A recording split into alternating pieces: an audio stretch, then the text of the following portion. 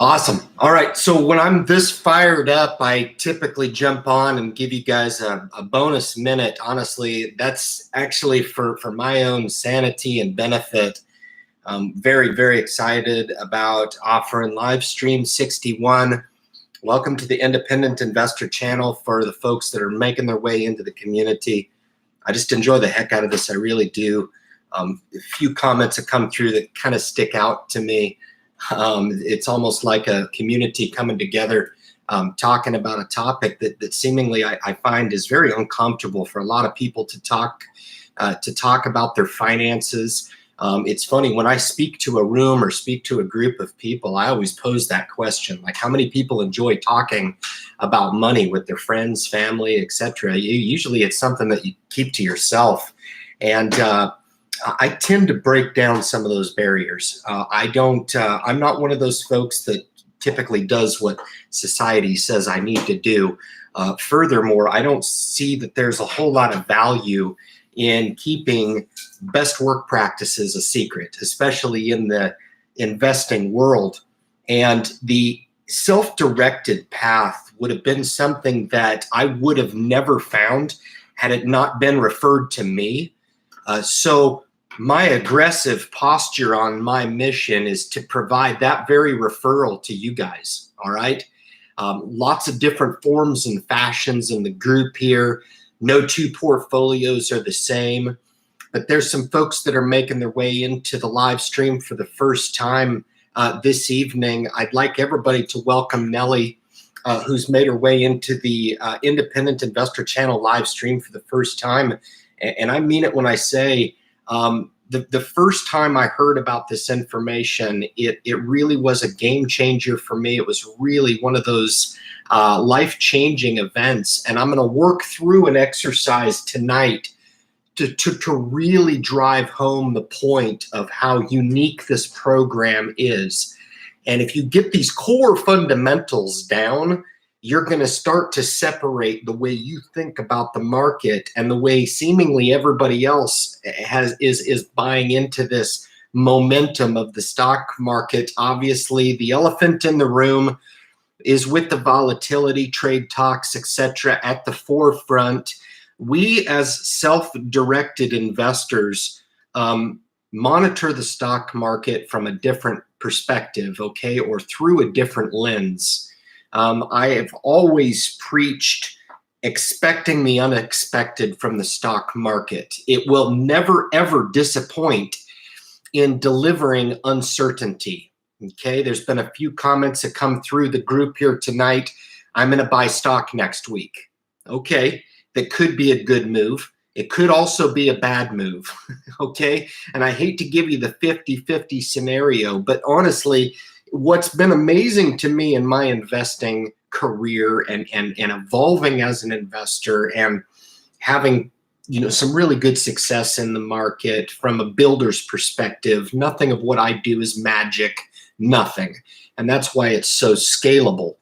That's why I enjoy other channel creators making their way in here, also other self-directed investors who are taking this program on and initiating it for themselves, because they really do put themselves out front with a strategic advantage. And I'm going to kind of talk about that when I get to the lesson portion of this. I'm real fired up tonight. I really am.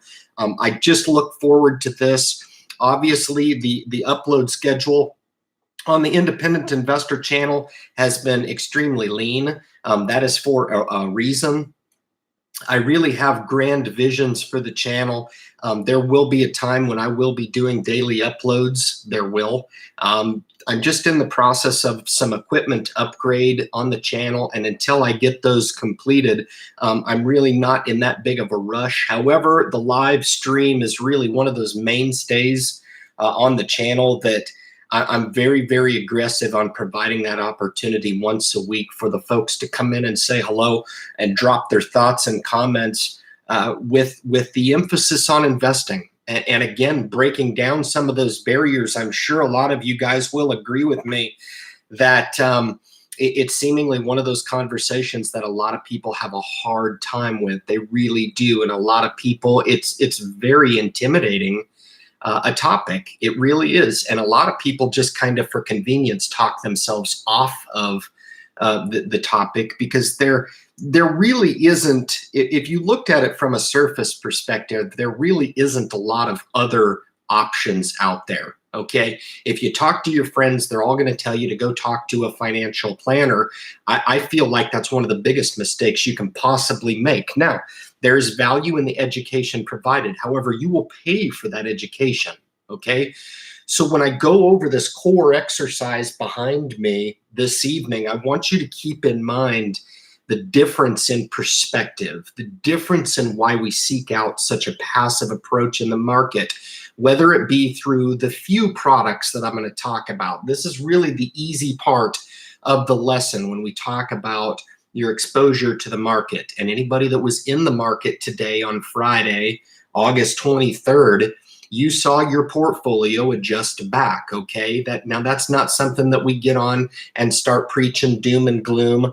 I don't know. We could be in for a recession in 6 months. I don't know. We could have a recession in 6 years. I really don't spend a lot of my time revolving around that line of thinking.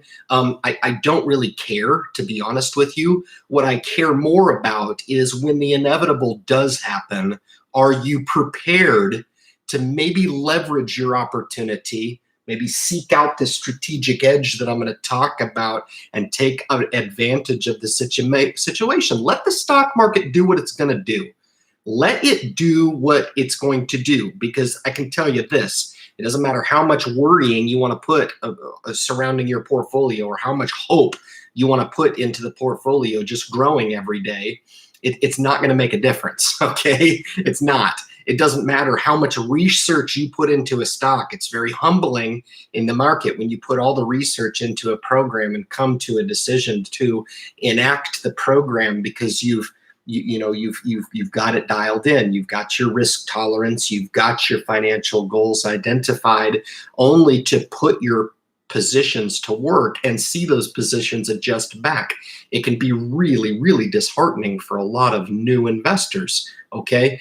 But make no mistake. Okay. There's a little bit different approach in my program, in that if you don't have the psychological edge, it really doesn't mean a whole lot to get involved in the market, because you run more of a risk of scaring yourself out of the market, or talking yourself out of it, or talking yourself off of certain positions, okay, and not looking at it from a strategic perspective, okay? So welcome to all the folks. Certainly a shout out to JMac Investing, who's in the group, a financial investor.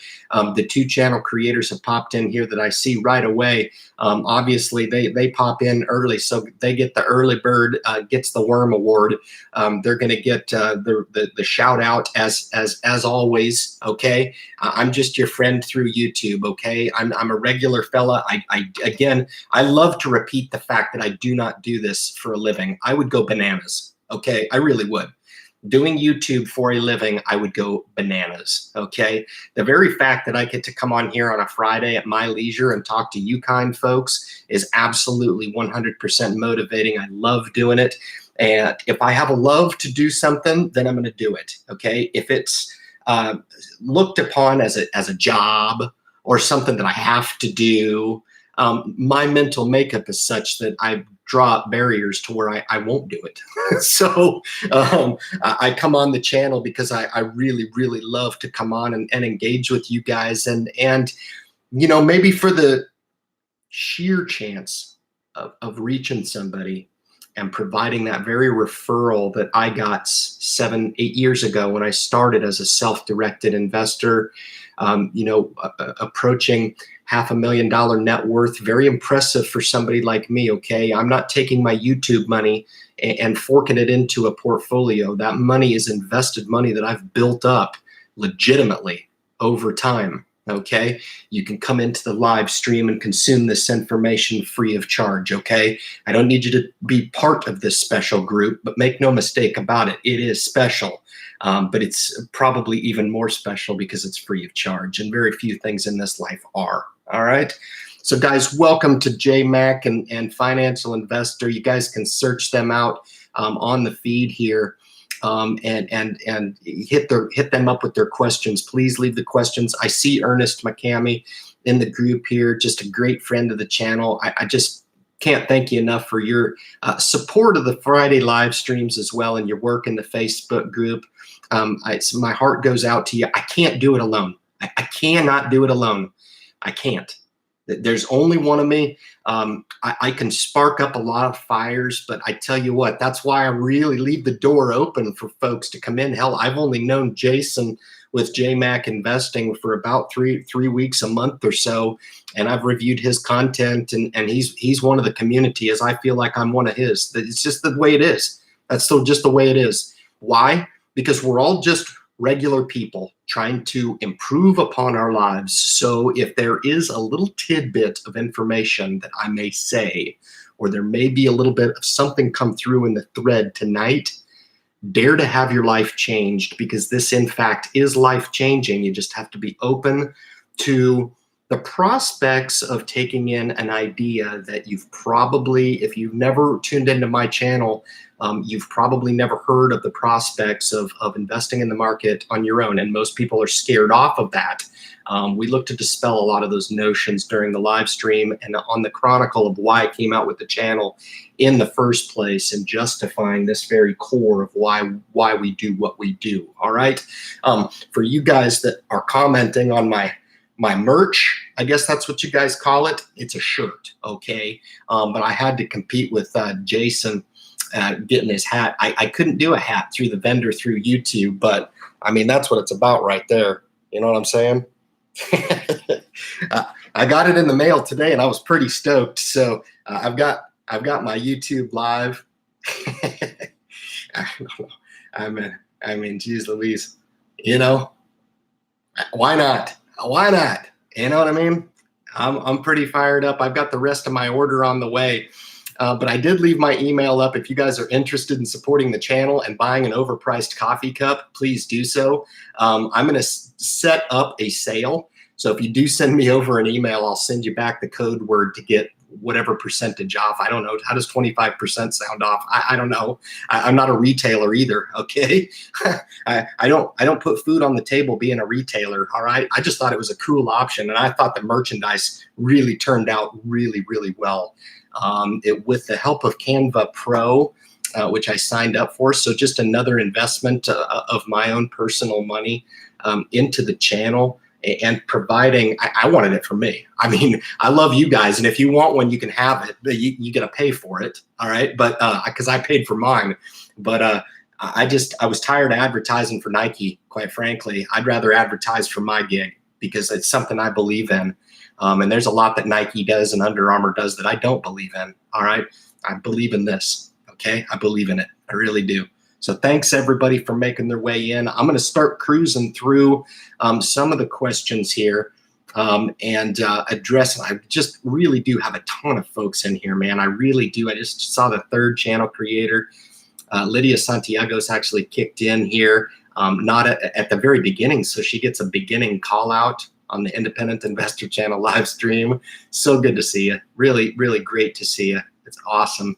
Just very cool. I expect to see some folks in here. I've got Noella in the line, just a great friend of mine, the channel, somebody I know who is through referral benefited from the information that we put through to empower individuals, man. That's what it's all about. I think the corporations are empowered enough. I think within reason, I think a lot of people can scale this program to be appropriate for you. If you only had $25 or so every couple weeks to invest, I've got a couple projects going right now where I'm building up starting accounts and proving that that first goal of getting to your first $10,000 is workable. Okay, it is achievable, and for a lot of people, they'll be scared off of that prospect, maybe get a couple thousand saved up, but only to spend it down. I don't know. I don't know if it's a lot of people just look to pursue success and then they get scared off of the idea of success. I'm not really sure. I'm sure as hell not one of those people. Bring it on. I can do a lot of good if this thing ever ends up shaking loose. But for the meantime, we're going to continue to rock on with the live stream. I hope they improve the technology someday so I can actually talk with my audience. There's probably some creative things that I could do in the meantime, and I've got some of those plans in the making. But how cool would it be if I could sit here and actually talk to you guys? This is a little bit one-sided for me because I'm always constantly monitoring the chat and keeping things interesting. I mean, as interesting as I can be for 2 hours, quite frankly. You guys know that you get my best efforts. But welcome to you, Lydia. It's nice to see you pop in here. Hope everything is going great with the portfolio. And now you got the truck paid off. That's a good thing. So she's talking about Roku going to the moon. That's for sure. Let's jump right into it, guys, man. Roku, beer tank. So I'm gonna cruise to the top here, guys, of the thread, if you don't mind, and start working my way down. I know there was some folks here that I really wanted to touch base with. And I will address Brenny Feliz, who came into the live stream first and foremost. And I will address that comment because he was the earliest early bird. And hit me up with a question, you know, and it was along the lines of having the max contribution of $6,000 this year to elect to the Roth IRA. I think getting that money in there and getting it tax protected is one thing. I think his question was more along the lines of actually funding within the account, okay?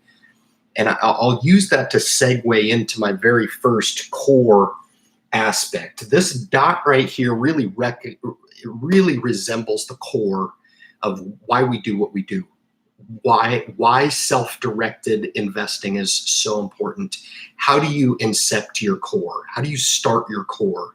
How do you do that? And the very most important thing that you can do is start that self-directed Roth, okay? There was a few questions that came through about the discount brokers. Both First Trade and M1 are popular options for people, or you can go with any of the major brokerages. I'm not your dad. I'm just here to provide awareness for what's out there, okay? You've heard of Fidelity, TD Ameritrade, Chuck Schwab, Merrill Edge, which is now Merrill.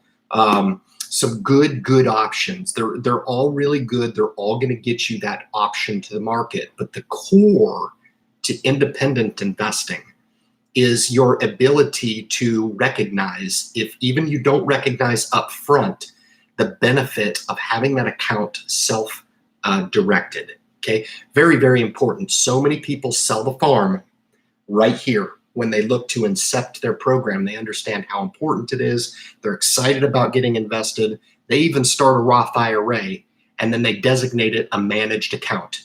Big mistake. Back the truck up and go back and study my core lesson. What comes with the core is your account fees and tax burden. So back to Brenny's question, right? It's so important to get the core right. Then you can go ahead and put that $6,000 max contribution. Now, prudence is key right here with the stock market at its all-time high. You've got to be cautious, okay? That you're not seeing roses anymore in the stock market anymore, okay? You're seemingly going to have less and less YouTubers come onto YouTube and brag about how big and bad their portfolio is. You want to know why? Because it's going down, and it's going down quick, okay? Because they don't know how to be an investor. They tag all of their success onto 7 stocks and think that that's going to somehow beat the market, okay? It's not. It's not. Statistically show that you will not beat the market. You won't, okay? And it's a naive approach. It's very arrogant, to be honest with you, to think that you can do that. I'm guilty of it myself, but I chalk it up as one of those things to be avoided and opt into something that is a passive option, something that you're going to know that you're invested and know that you can sleep easy at night, knowing that you own the market as it appreciates and you also own the market as it depreciates, okay? But you're guaranteeing that you're matching the market at all times, and that is something that gets underscored so much in discussion. I don't want to match the market. I want to beat the market. Really, good luck. Okay, good luck if that's what you want to do. And I'm not saying you can't do it. Okay, I do it. Okay, but it's very, very difficult. And for new investors that don't know a whole lot about the market and say, I want to invest, but I don't want to get involved in single stocks. It only takes one of those stocks to really take a severe downturn to really be a drag on your portfolio. I've got a couple of them going on right now. General Electric.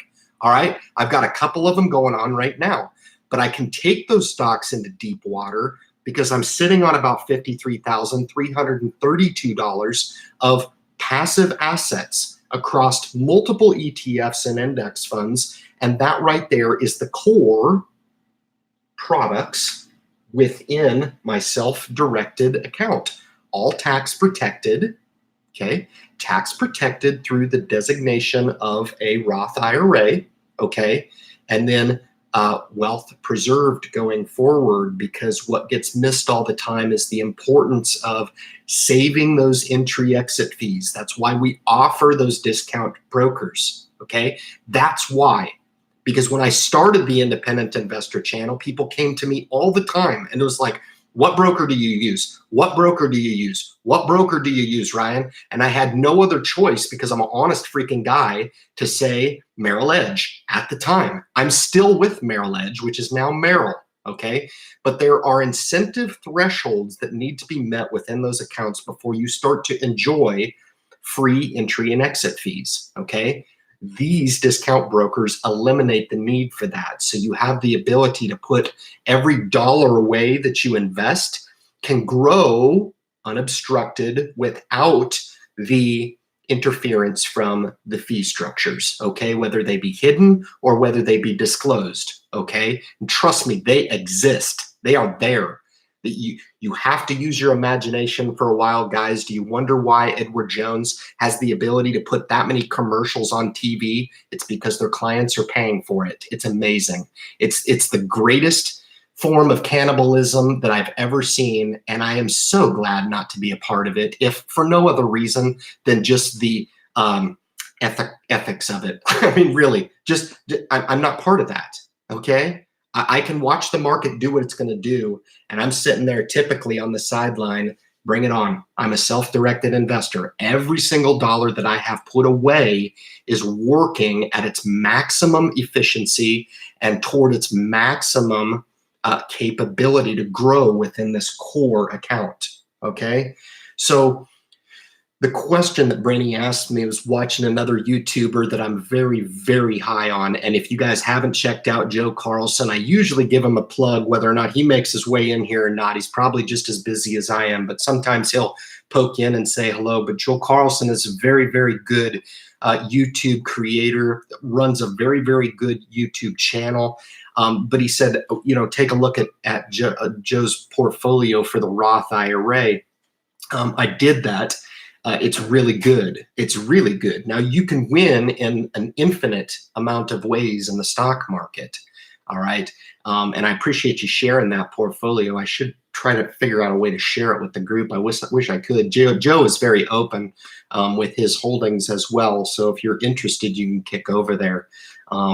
But I like the diversification across fixed income and stock. He's got the VYM in there. One of his favorites is SPHD, which is the top 50 dividend payers in the S&P 500. That's a good fund, one I own personally. So, you know, I'm not one of those guys. I can't tell you what to invest in, okay? I'm not a financial planner. You guys know that. You guys know that this channel is built on the premise of gaining awareness of the stock market, gaining awareness of products, and talking about the fundamentals, okay? And I like both options. I like the Joe Carlson option a lot better now than what you proposed to me, as opposed to just taking a 6,000 and dropping it into the S&P 500, which it just doesn't feel right now. Why would you do that? If you're looking to become an investor and you want to start a position in the S&P 500 and you've got that first contribution in there, buy 10 shares. Hell, I did the same thing myself. I only own 10 shares of VOO right now in my account. I owned about 20 shares of VTI, I guess, in my spouse's account. I've got a pretty sizable position in the VYM, which is one of my favorite ETFs, by the way. Give a little higher tick in the dividend, all right?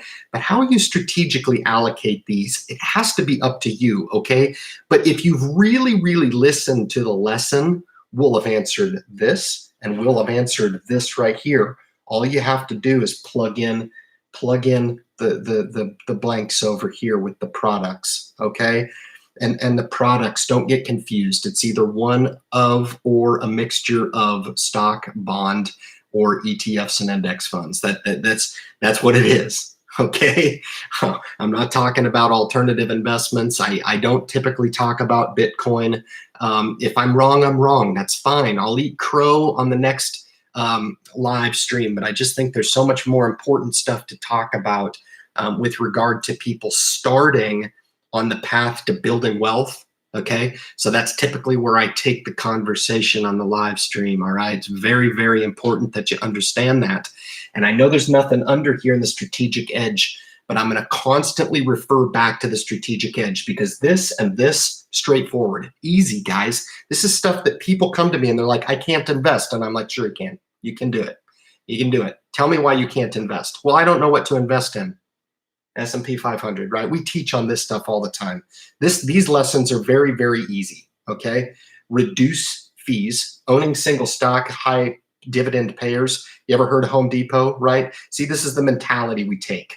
Costco, okay? Target had a phenomenal week this week, phenomenal, okay?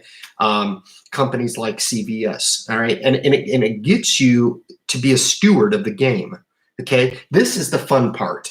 Like I do enjoy observing stock, and I don't expect that new investors all the time are going to have the same passion and excitement for this type of thing. That's why single stock investing really isn't for everybody. Okay. The reason I justify it is because I declared to you guys that I have a huge passive buffer. Okay. I'm going to give you my passive buffer right now. Okay. So get a pen and a paper. This is what I invest in. So take this as a testimonial, not to do as I say, but you can go research it on your own and see what these products have to offer over here. But my passive base is made up of VYM, okay, VTI in one account. Then in the other account, we have VOO, VWO, which is emerging markets, okay, all from Vanguard, VNQ, which is real estate, right? VBR, which is value small cap, VPU, which is Vanguard Utilities, VB, which is the Vanguard small cap blend, okay? These are spread across 4 different accounts, guys, okay? And then SPHD, I like that in the smaller account. I just did the coverage of the first trade account. That's the base in that account that I talk about is so important. The icing on the cake are the stocks in that account. And I'm down in most every position. I only have a couple positions in there right now that are actually up. That's fine. Dollar cost averaging those accounts. I'm using my strategic edge that I know about to eventually make those positions that are now losing positions. They are losing, but I will make them winners. Why? Why can I sit here so confidently and say that I can make them winners? Because I've been through it before. I've been through it before, okay? This portfolio in the wrong hands would be a disaster, okay? But it's the very nature of my discipline and mental approach that defines my edge, okay? And I'm going to keep referring back to the mental edge throughout the course of this live stream when I talk about those tools. The tools, man, the aces up the sleeve, the stuff that you use, the stuff so you don't have to spend all your time worrying about the stock market going down 600 points. Who cares? Who cares? You can come into a live stream and we can laugh about it, have a little drink about it, and talk about it. How are we going to benefit from it? How are we going to seek out our strategic edge? That's the key. Yep. All right. I'm going to cruise to the top here. Address some of these. I've got Mr. Bob Wright in the group. Good evening again to you. And declared some numbers to me. He's got to 25,000 portfolio, and he's going back and forth on keeping a little bit of cash on the sideline. See, this is dialogue that a lot of people would would not really resonate with. Like if you have extra capital, invest it. I'm not in that camp. I'm not. I have a good portion of my assets in cash, and I grow my cash as if it's an investment. Okay, that's a key strategic takeaway that I really hope you hear from me. Because here's the thing, I do have friends, I do have family. The stock market is not one of my friends. Okay, I'm looking to use and abuse the stock market for what it is. I do not love the stock market. I love investing. I love the challenge of investing. I love how humbling investing is. I love how you can evolve as an investor and define your strategic edge the more experience that you have. Because I guarantee my edge is pretty sharp. That's why I come onto YouTube and look to embrace my most favorite topic and teach upon what it is that I know, man. It's because the strategic edge is sharp. All right, it really is. But yeah, going back and forth and looking at building that cash pillar, that's something that's really contrary to the norm. If Mr. Wright took his $25,000 into a financial planner, they would sit across from you. And I would like to say that not all of them. I really would love to sit here on a live stream and say that not all of them. But I think the vast majority would sit across and say, if you're interested in investing, here's 4 mutual funds that we can split that money up into and get you exposed to the stock market. How does that sound? And a lot of people say yes. I would contend that thousands and thousands of people are saying yes, day in and day out. And for the few 15,000 people that have made their way into my channel, we're the very few that say, hell no. No way. Not playing ball. Not into it. All right. All right. I'm going to cruise down here. I've got Corman Vax here in the group. It's pretty awesome. I did mention the commission-free brokers in the Facebook group. If you guys kick over and join, I drop most of the resources in there. I don't even like to put that stuff into the live stream because it takes away some of the, original. It's just, I like it just us. That's it. I don't need to spam the people who are spending their time coming in to spend some time with me to talk genuinely. So many people take the topic and misconstrue it for people. It's very, very confusing to hear the mixed messages coming through on the market. And hopefully we can add a little stability to our approach. Okay, so we're not focused on those things that really we don't need to be so focused on. We need to be focusing on this right here, because let's be real. If you're a passive investor, once you get this correct over here with the core of your program and the products over here and they're set in place, now it's just looking at defining the strategic edge. And you want to know how the independent investor channel fits into that? We're the fuel, baby.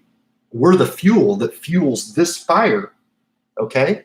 If you've never seen compounding interest, if you've never seen dollar cost averaging, if you've never seen the effect of money growing over money, if you've never seen the effect of inflation, if you've never set up a financial goal, if you've never justified why you invest in the first place, we can help you fuel that fire. And that's really the strategic edge that we're looking for here when we're looking to build a holistic program and justifying why the hell we're doing what we're doing in the first place. Very, very important. All right. I've got Helene. I'm thinking next week will be a good time to pick up some stocks on sale, especially stocks with good dividends. I would say there's some core to that. Okay. I don't talk about watch lists enough. But if you guys saw my watch lists, I think I did one video in the chronicle of the history of the channel, videos offered through YouTube. But I will just say this, spend some time building out your watch list. Now anymore, you can almost just go into the predetermined lists. And if I want to look at the technology sector, I can look at every stock in that sector. Okay. So watch lists are something that can really be utilized. I break down mine into the 11 sectors. That way I can put my faves in there. If I'm looking at a CVS, for example, I'll drop that into healthcare, and then maybe it hits a spot there where we get a nice red down day. Bob Wright said he was talking about picking up some VTI today. The same thought crossed my mind. Why? Because I offer the strategic edge of strategically buying the market, okay? While everybody else was selling into the weekend, I thought that was the stupidest comment I heard today. What a bunch of idiots. I swear, every time a couple tweets come out, these guys bring on every single bear in the market and start just fueling that fire. Well, I'm going to tell you what, we're going to try to do what we can do to fuel the fire on our end to make sure that individual investors are staying the course. Very, very important, okay? We're going to generate our own community of folks that are taking a different approach. On a market like today, maybe you do want to do some strategic buying, and maybe you do want to pick off some of these companies or add to a particular company that you've been looking at for a while, Caterpillar, okay? Lots of names right here look pretty interesting. You know, Apple is kind of in a mid-range right now. Definitely Home Depot. You know, Target did come off. It ran off. It just had a great quarter, ran up pretty good, and then just got pummeled today, you know, back close to 100. So some opportunities there maybe to enter into some stock. And today's the day you want to be kind of dabbling. Don't get overzealous. Don't get freaking crazy. All right, don't buy the whole market, okay? Unless you've got a really good idea of the names that you're looking at there. I know Bob had thrown a pretty good list up there that he had picked up. Just make sure that if you're going to enter into this single stock game, that your risk tolerance, your strategic edge is sharp, okay? Because single stock is not for the faint of heart. It's not. And I don't care if you're buying the Home Depots of the world, okay? I don't care if you're owning the Costco, the Home Depot, the Targets, the Nike, the Bank of America, JP Morgan, Walmart, etc., okay? You're going to have to be long. Okay, don't get crazy, because single stock volatility is so much different than passive product volatility. For example, if you owned an ETF or an index fund, it's going to be alarming to you if you're a new investor to see the S&P 500 come off 60 points and that VOO go down a little bit. But it's going to be a lot more evident if you do enter into the single stock exposure or a combination of both, okay? And it's all good. I don't mean to scare you. I do this, okay? I'm just a realist, okay? I'm just telling you how it is. I don't get on here and blow smoke at people, and I'm not trying to sell you anything either. Just trying to tell you how it is. Pretty simple. Talked a little bit about a couple other discount brokers. Robinhood, I wouldn't touch it. I don't mean to offend anybody out there that does use it and like it. I don't see the purpose for it. I know people aesthetically are happy with Robinhood, and good. If it works for you, that's great. Webull, I was considering doing that as the third affiliate to the Independent Investor Channel. I just picked up some information tonight that I won't be pursuing that option because it doesn't have a desktop version, which I'm not satisfied with. I'm happy with both the mobile application and the desktop version. The desktop version of First Trade is, quite frankly, impressive. So if there was something there that I saw that I didn't like, I would just tell you outright. I don't care. I have an account with them. I use them. Okay. I also use M1 Finance, which is another one of my passive investment products. The Spider ETF portfolio is in M1 Finance. Okay. So I think it was Hullen Bryant who was asking me about those two accounts. Okay, I'll just give you the quick breakdown. M1 Finance, a little bit more for the passive investor, somebody who wants to take on a product here in an ETF or an index fund, or maybe you want to buy some passive stocks in there. It allows you to buy partial shares. You can do that, but please don't use M1 Finance to trade in and out of stock, okay? If you're interested in more of an active profile, which I do somewhat discourage against for a new investor, then you can opt more for a first trade type of an option, okay? So that's what we're looking at there. I'm going to scroll down here in the list. This is the biggest live stream I've ever had. Thank you very much I will take a moment and acknowledge that I'm just glancing up here and there's a ton of people in here consuming some information. And quite frankly, the fuel that I'm talking about providing you guys, it's a two-way street. So when I have this many people excited to come in and talk about the topic for a little dab, free of charge, I might add, that really keeps me going and motivates me. Thank you to you guys that have made their way, and I really appreciate it. Good stuff. So Brittany, I hope that helps you on your question. I don't mind doing it on the live stream. I apologize. I don't respond to every email that I get. Matter of fact, I get at least one solicitation per day for somebody that wants to go into business with me. I ignore that. I erase them. I do not respond to that crap. I don't. But if there's somebody that does hit me up via email, that it's somebody I recognize from the subscriber base, you're way more likely to get a response from me. Okay, just give me a couple days to do so, and I'll drum something up for you and get you a response as quick as I can. Okay, all right. Weeble's just mobile. That's correct. Let me cruise through here and see if I can't get. I do all trades on my desktop computer only. I don't have an app on my cell or tablet. That's really surprising. I find myself sometimes opting for trading on this because it's just as easy, if not easier, on Merrill, which is the Bank of America. That's my broker. I would say the same thing for the mobile app. I would say the majority of my trades through First Trade have come via the mobile app. Very simple to use. I do my funding through the desktop. You can't fund, I don't believe. Maybe you can. Actually, I think you can. But I do most of that from this right here. All right. So good stuff. Again, Joseph, thank you for the referral. I appreciate you bringing your friend to the channel. I hope we're making a difference, and I'm going to go through and kind of explain this model, because for somebody that's brand new coming into the investing world, this will help seemingly break down what is very, very confusing and very intimidating for a lot of people. But I will do my very best. You'll get my best effort. Hey, Ryan, can you speak on the reason for liquidating the bond exposure? Yeah, it was up $2,000.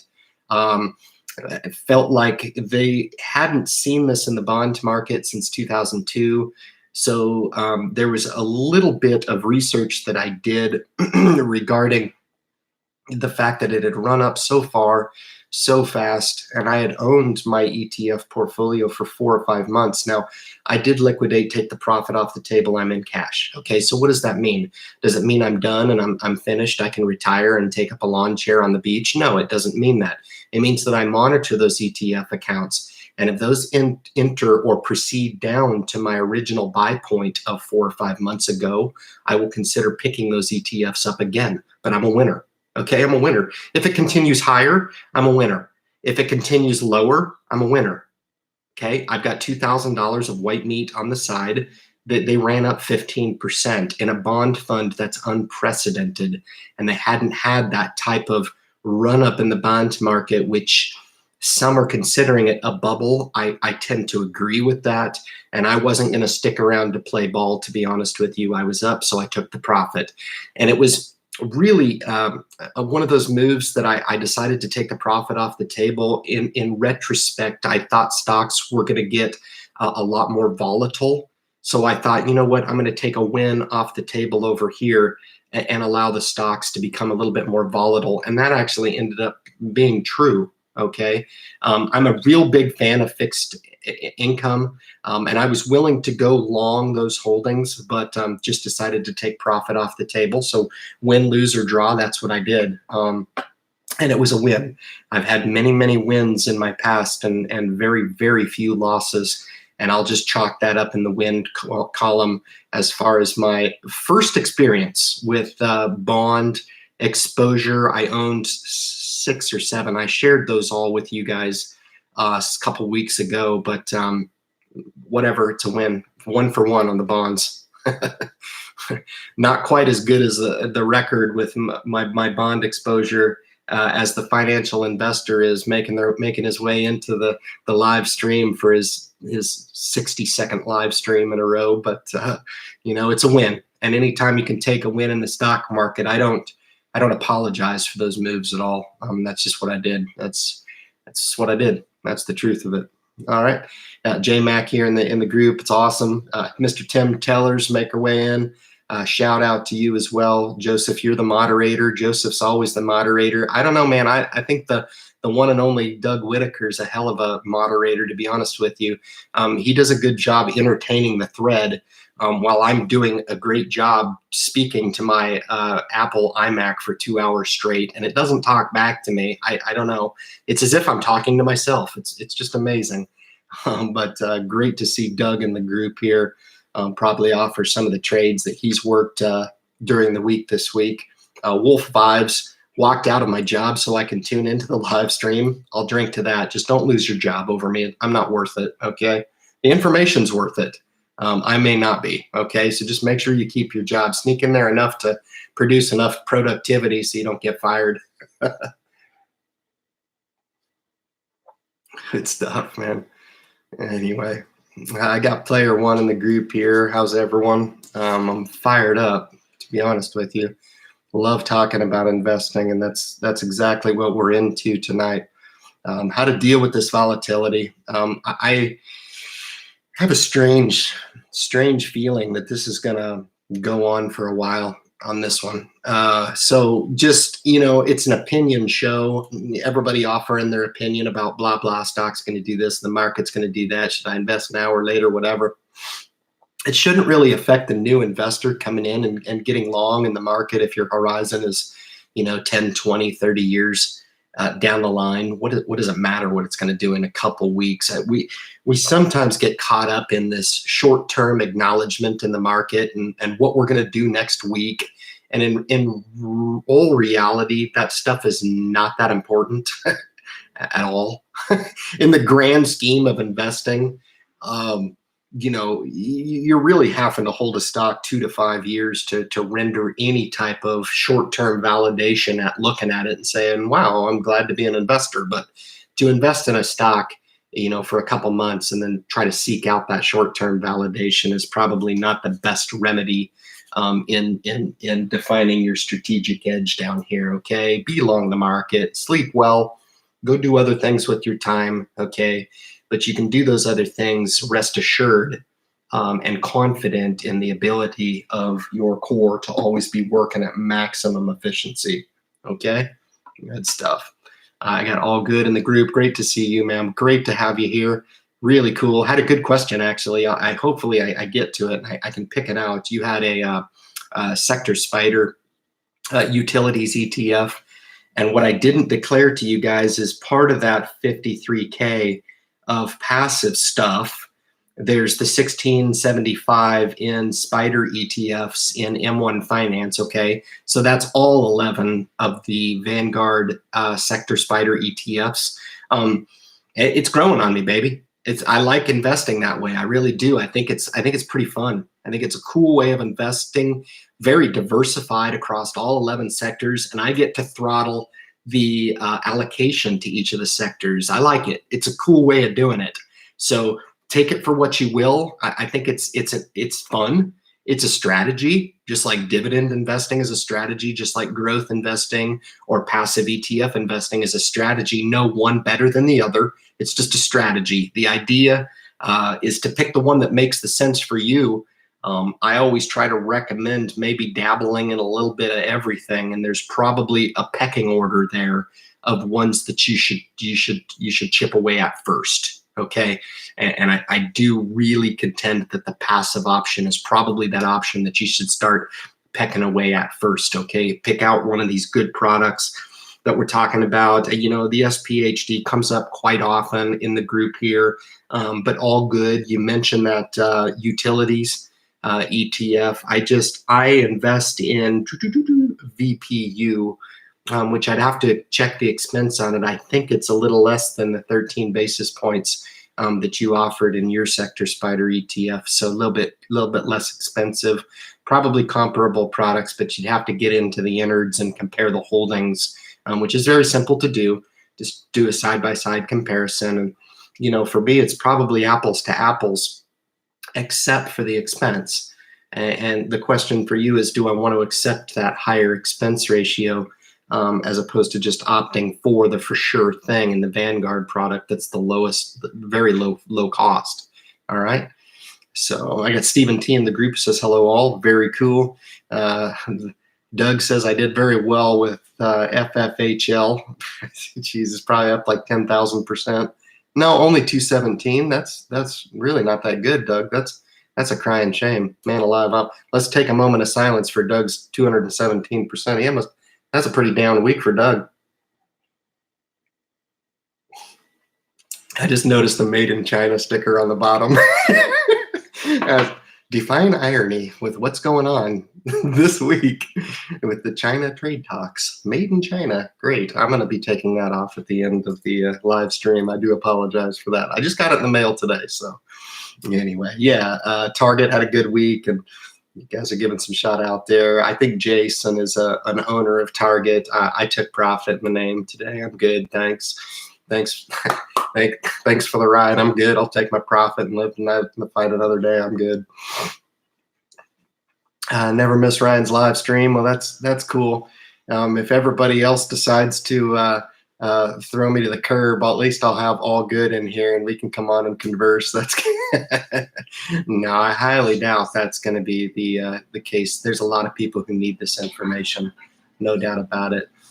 So I'm kind of toward the middle of the thread here, and I've come to Nellie Edwards, who has been invited by one of the guests in the group here. So I certainly want to open up the opportunity for you.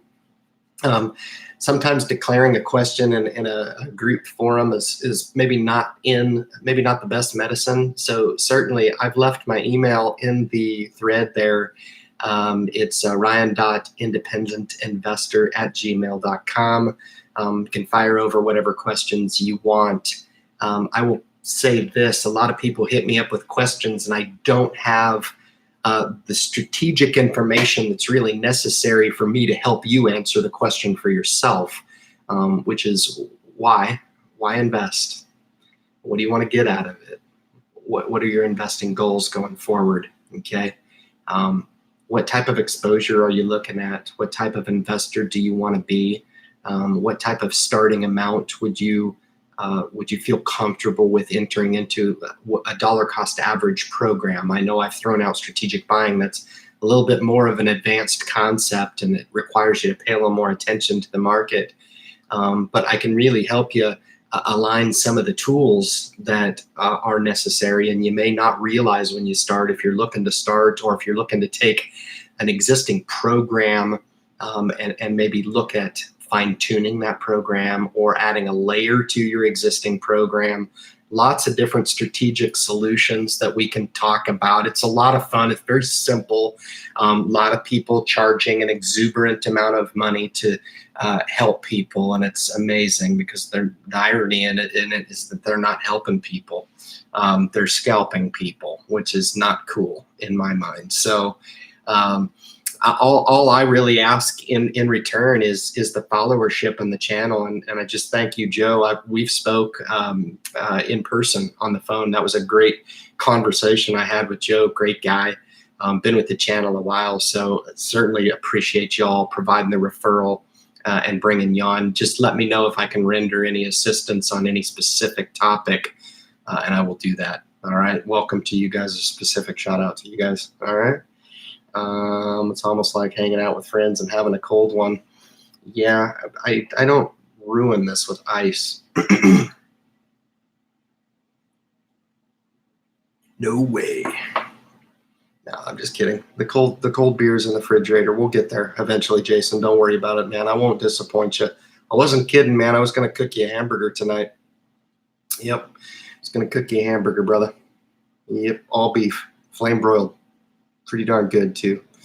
Grade Cami, all good. It looks like XLU is up 12.7 in relation to the S&P 500. It's a good fund. I looked at it. Expense of 0.13 expense. It's a spider ETF. I didn't get so far into it. I only looked into it for a couple seconds. But I would presume that it's comparable to the VPU from Vanguard there. So just some really good options. And for you guys that are beginning investors, We're talking about investing in a specific sector. Okay, in this case, it'd be utilities. You can invest in technology specifically. I typically don't like that type of investing unless it's strategically placed in the portfolio. Okay, you can kind of get away with it with utilities, and you can get away with it with real estate. Okay, but if you're looking to own 3 of the sectors and you're going to leave 8 of them out of the mix, you're probably going to own at least 1 or 2 of the sectors that are underperforming for a prolonged amount of time, and the market may outperform and outpace the 2 or 3 sectors that you gain exposure to. All right, so I like to invest in all of them. I would rather invest less money and get exposure to all the sectors to make sure that I'm gaining that broad-based diversification. It's the strategic edge. And I'd really like to know how many times I've said the word diversification in the history of the Independent Investor channel versus other YouTube channels. Just throwing that out there. All right. I've got Brent in the group here. I'm just out. Great to see you making your way in here. JMax conversing in the group. Very cool. Appreciate it. A lot of money going into the safe sectors like utilities. That sector rotation is a typical byproduct of the volatility that's going on right now. So not surprised. My thing is I would like to own the utilities all the time. Okay, I don't selectively just shift into utilities, because the funny and ironic part about that is utilities have been on fire for the last 10 months. You know, I've been killing it with utilities. So, and then they start to talk about, well, now the stock market's going down. Now it's time to invest in utilities. Geez, man, guys, come on. If you've learned anything, invest in everything and let it ride, whether or not it's down or up. Okay. But the time to be investing in something isn't really when everybody's excited about it. You know, it's like, okay, a bunch of money's flowing into it. That's what makes me worried. Not worried. I don't worry about anything, but you can open chat using the 3 vertical dots. Thank you. I didn't even know that. That's awesome. He's the facilitator in the group. I like it, man. Check out the I2 swag. Well, hey, man, listen, I had to compete with you because you got the hat going on. And you got the, I don't know how you do some of the features on your channel. They're pretty cool. I like them, man. I really would love for you to do some stuff for me, because man, my stuff is boring. It's really cool. I like some of the stuff that you do. I think that's in your world of work. I like it. You do good stuff, man. It's awesome. But yeah, I got some merch. I'm proud. I'm excited to see the rest of it. It turned out really well. It really did. Really, it's a comfortable shirt. They did a good job. It fits well. The sizing is right. So we'll see. I've got a sweatshirt and a couple other shirts on the way. But hey, good. At least I know that the product, and I've sold a few things. There's been a few things bought, but not a whole heck of a lot. And I'm kind of glad for that. I wanted to check it out before a lot of people started buying some stuff. If in fact they buy stuff, like I said, I'm not going to be disappointed, because I bought it from May anyway. So you guys are welcome to have some. I guarantee be the only ones in the world with it. I guarantee you that. It's exclusive, baby. It's original. I'm telling you what. So I've got Comarsh McKenzie. Welcome, me too. No problem. Welcome to you. It's cool. I see some of these folks pop in here for the first time. Chris Cobian's in here.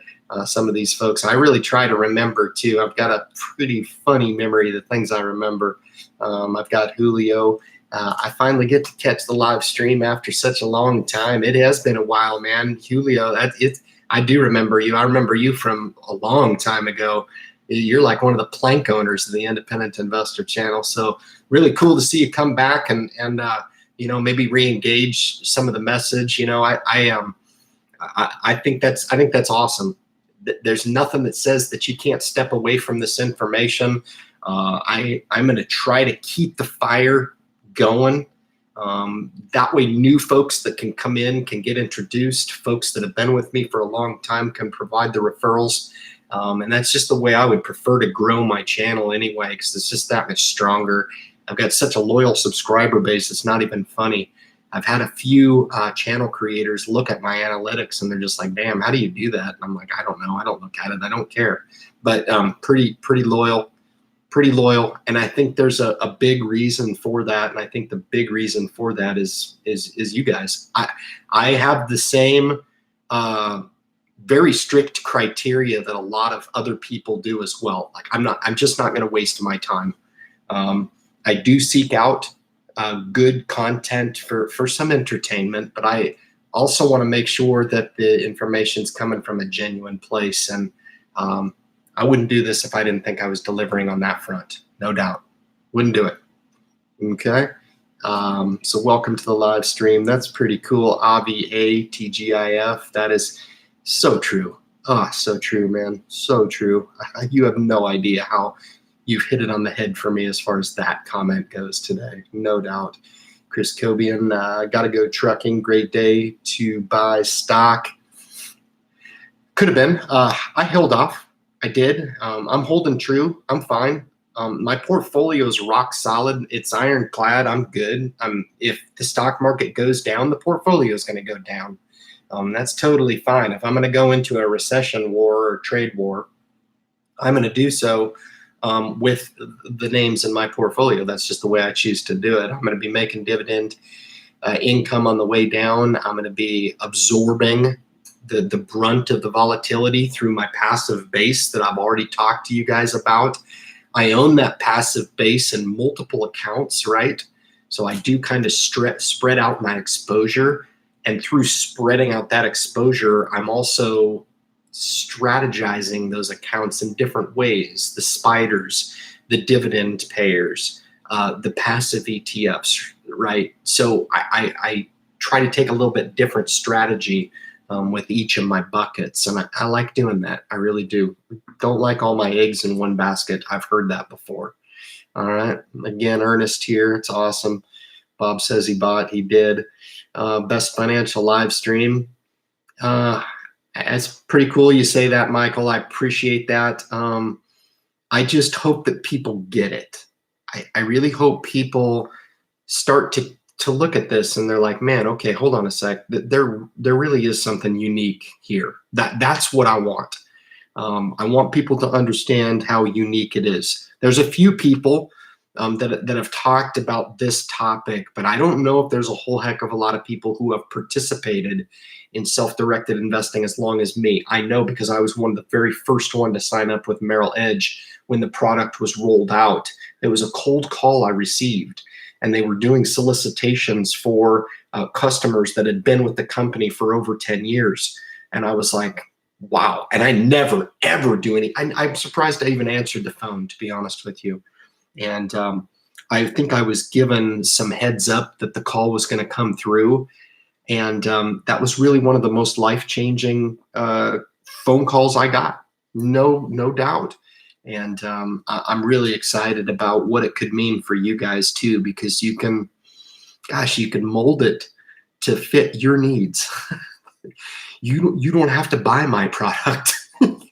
You can take the attributes, boom, boom, and you can seek this edge. What does it mean to have an edge? What it means is it fits, right? Traditionally, we want to take a financial portfolio and we want to make it cookie cutter and we want to make it fit for everybody. Investing doesn't work that way. What's going to work for a Doug Whitaker and what's going to work for a Nelly who's new to the group are going to be completely different. And you want to know what? It's refreshing when somebody sits across from you and says, that's okay. It's okay. The idea is to align this and this with this right here. Okay? Your capacity to stay true on your program. Okay? If you're overstepping your capacity, you're going to fail anyway. So start from a defensive perspective. Start close to the vest. Start with some of these ETFs in an index fund. If you need to start with 5 shares of the S&P 500, right on. You know, that's a $1,200 starting position. If you want to start in some of those accounts, I know the minimums in those accounts are significantly less than that. So the barriers to entry anymore, guys, are seemingly dissolving away. They really are. And I really want to hold on to some of the disincentives that existed historically in the investing world, because I don't want new people to come into the investing world and say, wow, this is easy, you know, and not have any acknowledgement about how bad it was historically and how freaking amazing and cutting edge it is now. It's very, very exciting. Worth being excited about, really is. All right. But the money man says bye-bye. You could be. I mean, buying the dips has really been a winning proposal. I've done it a couple times. I've done quite well. The money man says, I love your channel, man. So much quality knowledge. Man, I guess there's a ton of people out there with so much more stock knowledge than me. Anytime I try to deploy my stock knowledge and look at balance sheets and income statements, which I enjoy doing, but I'm just not that good at it, I typically fail. Marathon Oil is really one of my, Marathon Petroleum is one of my worst trades this year. I bought it at what I thought was a good valuation, and it has done nothing but go down. It's just really, really disappointing. What's the lesson in that? Is it woe is me? No, that's not the lesson. The lesson is there's no for sure thing in the market. There is no for sure thing. And for anybody that wants to convince me that there's for sure things in the market, I will give you no time of day. None. You're arrogant. And eventually you will be taught a very, very painful lesson, a very, very financially painful lesson. Okay. I don't have time for those folks. And I think maybe a lot of the value, hopefully, that you're alluding to is I have a realistic approach. It's scalable. It's one of those things that I feel like anybody could sit across from and maybe say, I can do that. Okay. I can relate with what this guy's talking about. This guy's no different than me. You want to know why? Because I'm not. Okay. I'm not one of those guys that puts myself on a pedestal and the words that come out of my mouth fall out and they're automatically gold. I don't believe in any of that crap. I don't believe in it. Okay. And I don't think realistic people, I really don't think they are attracted to that type of information. I really think they're attracted to a genuine approach, and it's seemingly a lot more rare these days. It really is, because it seems like, to me anyway, that there's so many people out there that are just looking to make money at any cost, you know. It's really sad. I'm not going to name names, but I see it all the time. Especially on the YouTube landscape. All right. Just be kind of careful. Thank you for that. I really appreciate the positive comment. Chris says, love it, man. All right. I love it too. The best investors are dead people.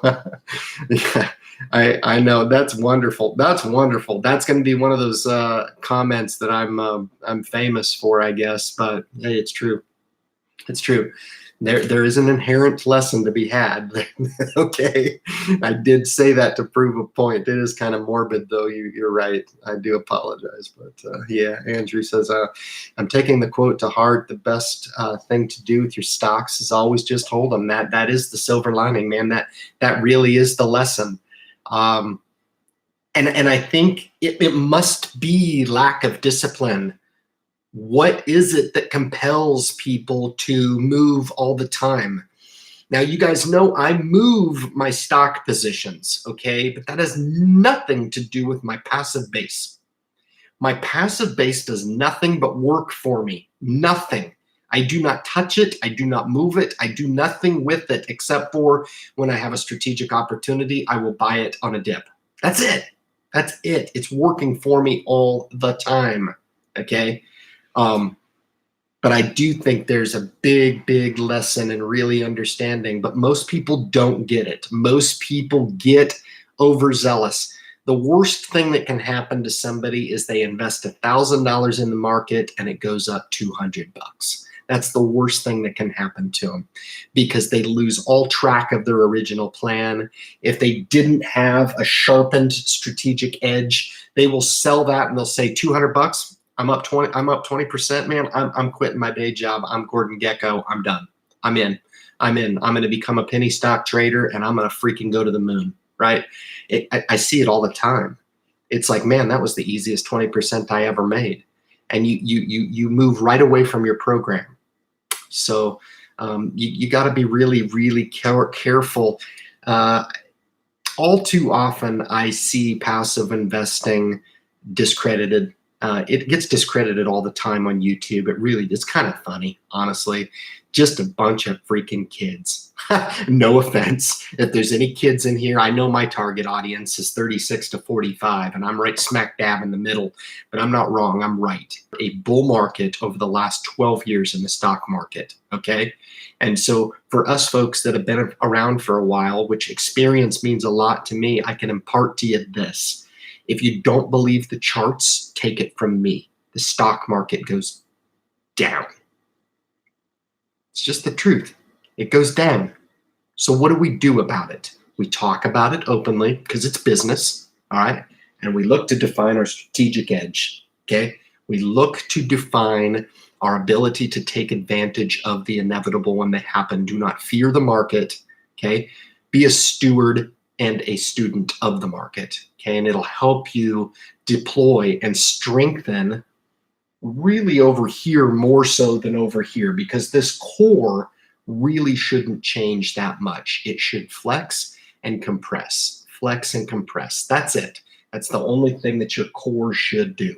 Once you start this account that we're talking about, it's done. And do whatever you've got to do to justify and validate the self-directed program. That's fine. Do your diligence. I do everything I can do to kick over every rock I can. So all you have to do is look down at the answer. That's all you have to do.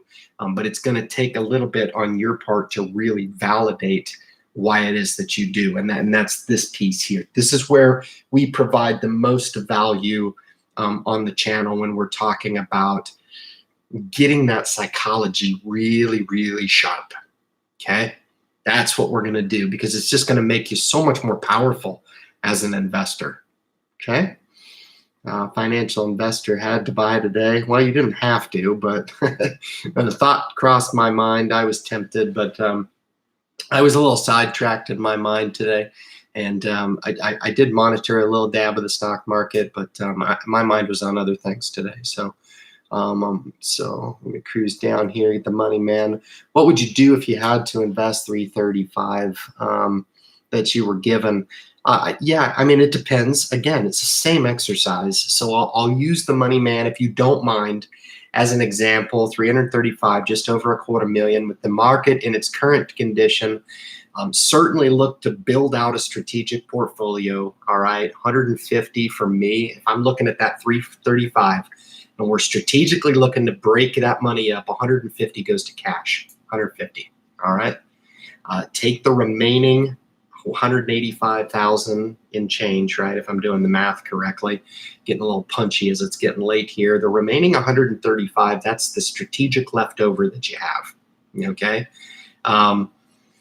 You could do some things. You're certainly going to want to have a mix of stock, fixed income, and ETF products. Okay, we've mentioned a lot of the passive products tonight.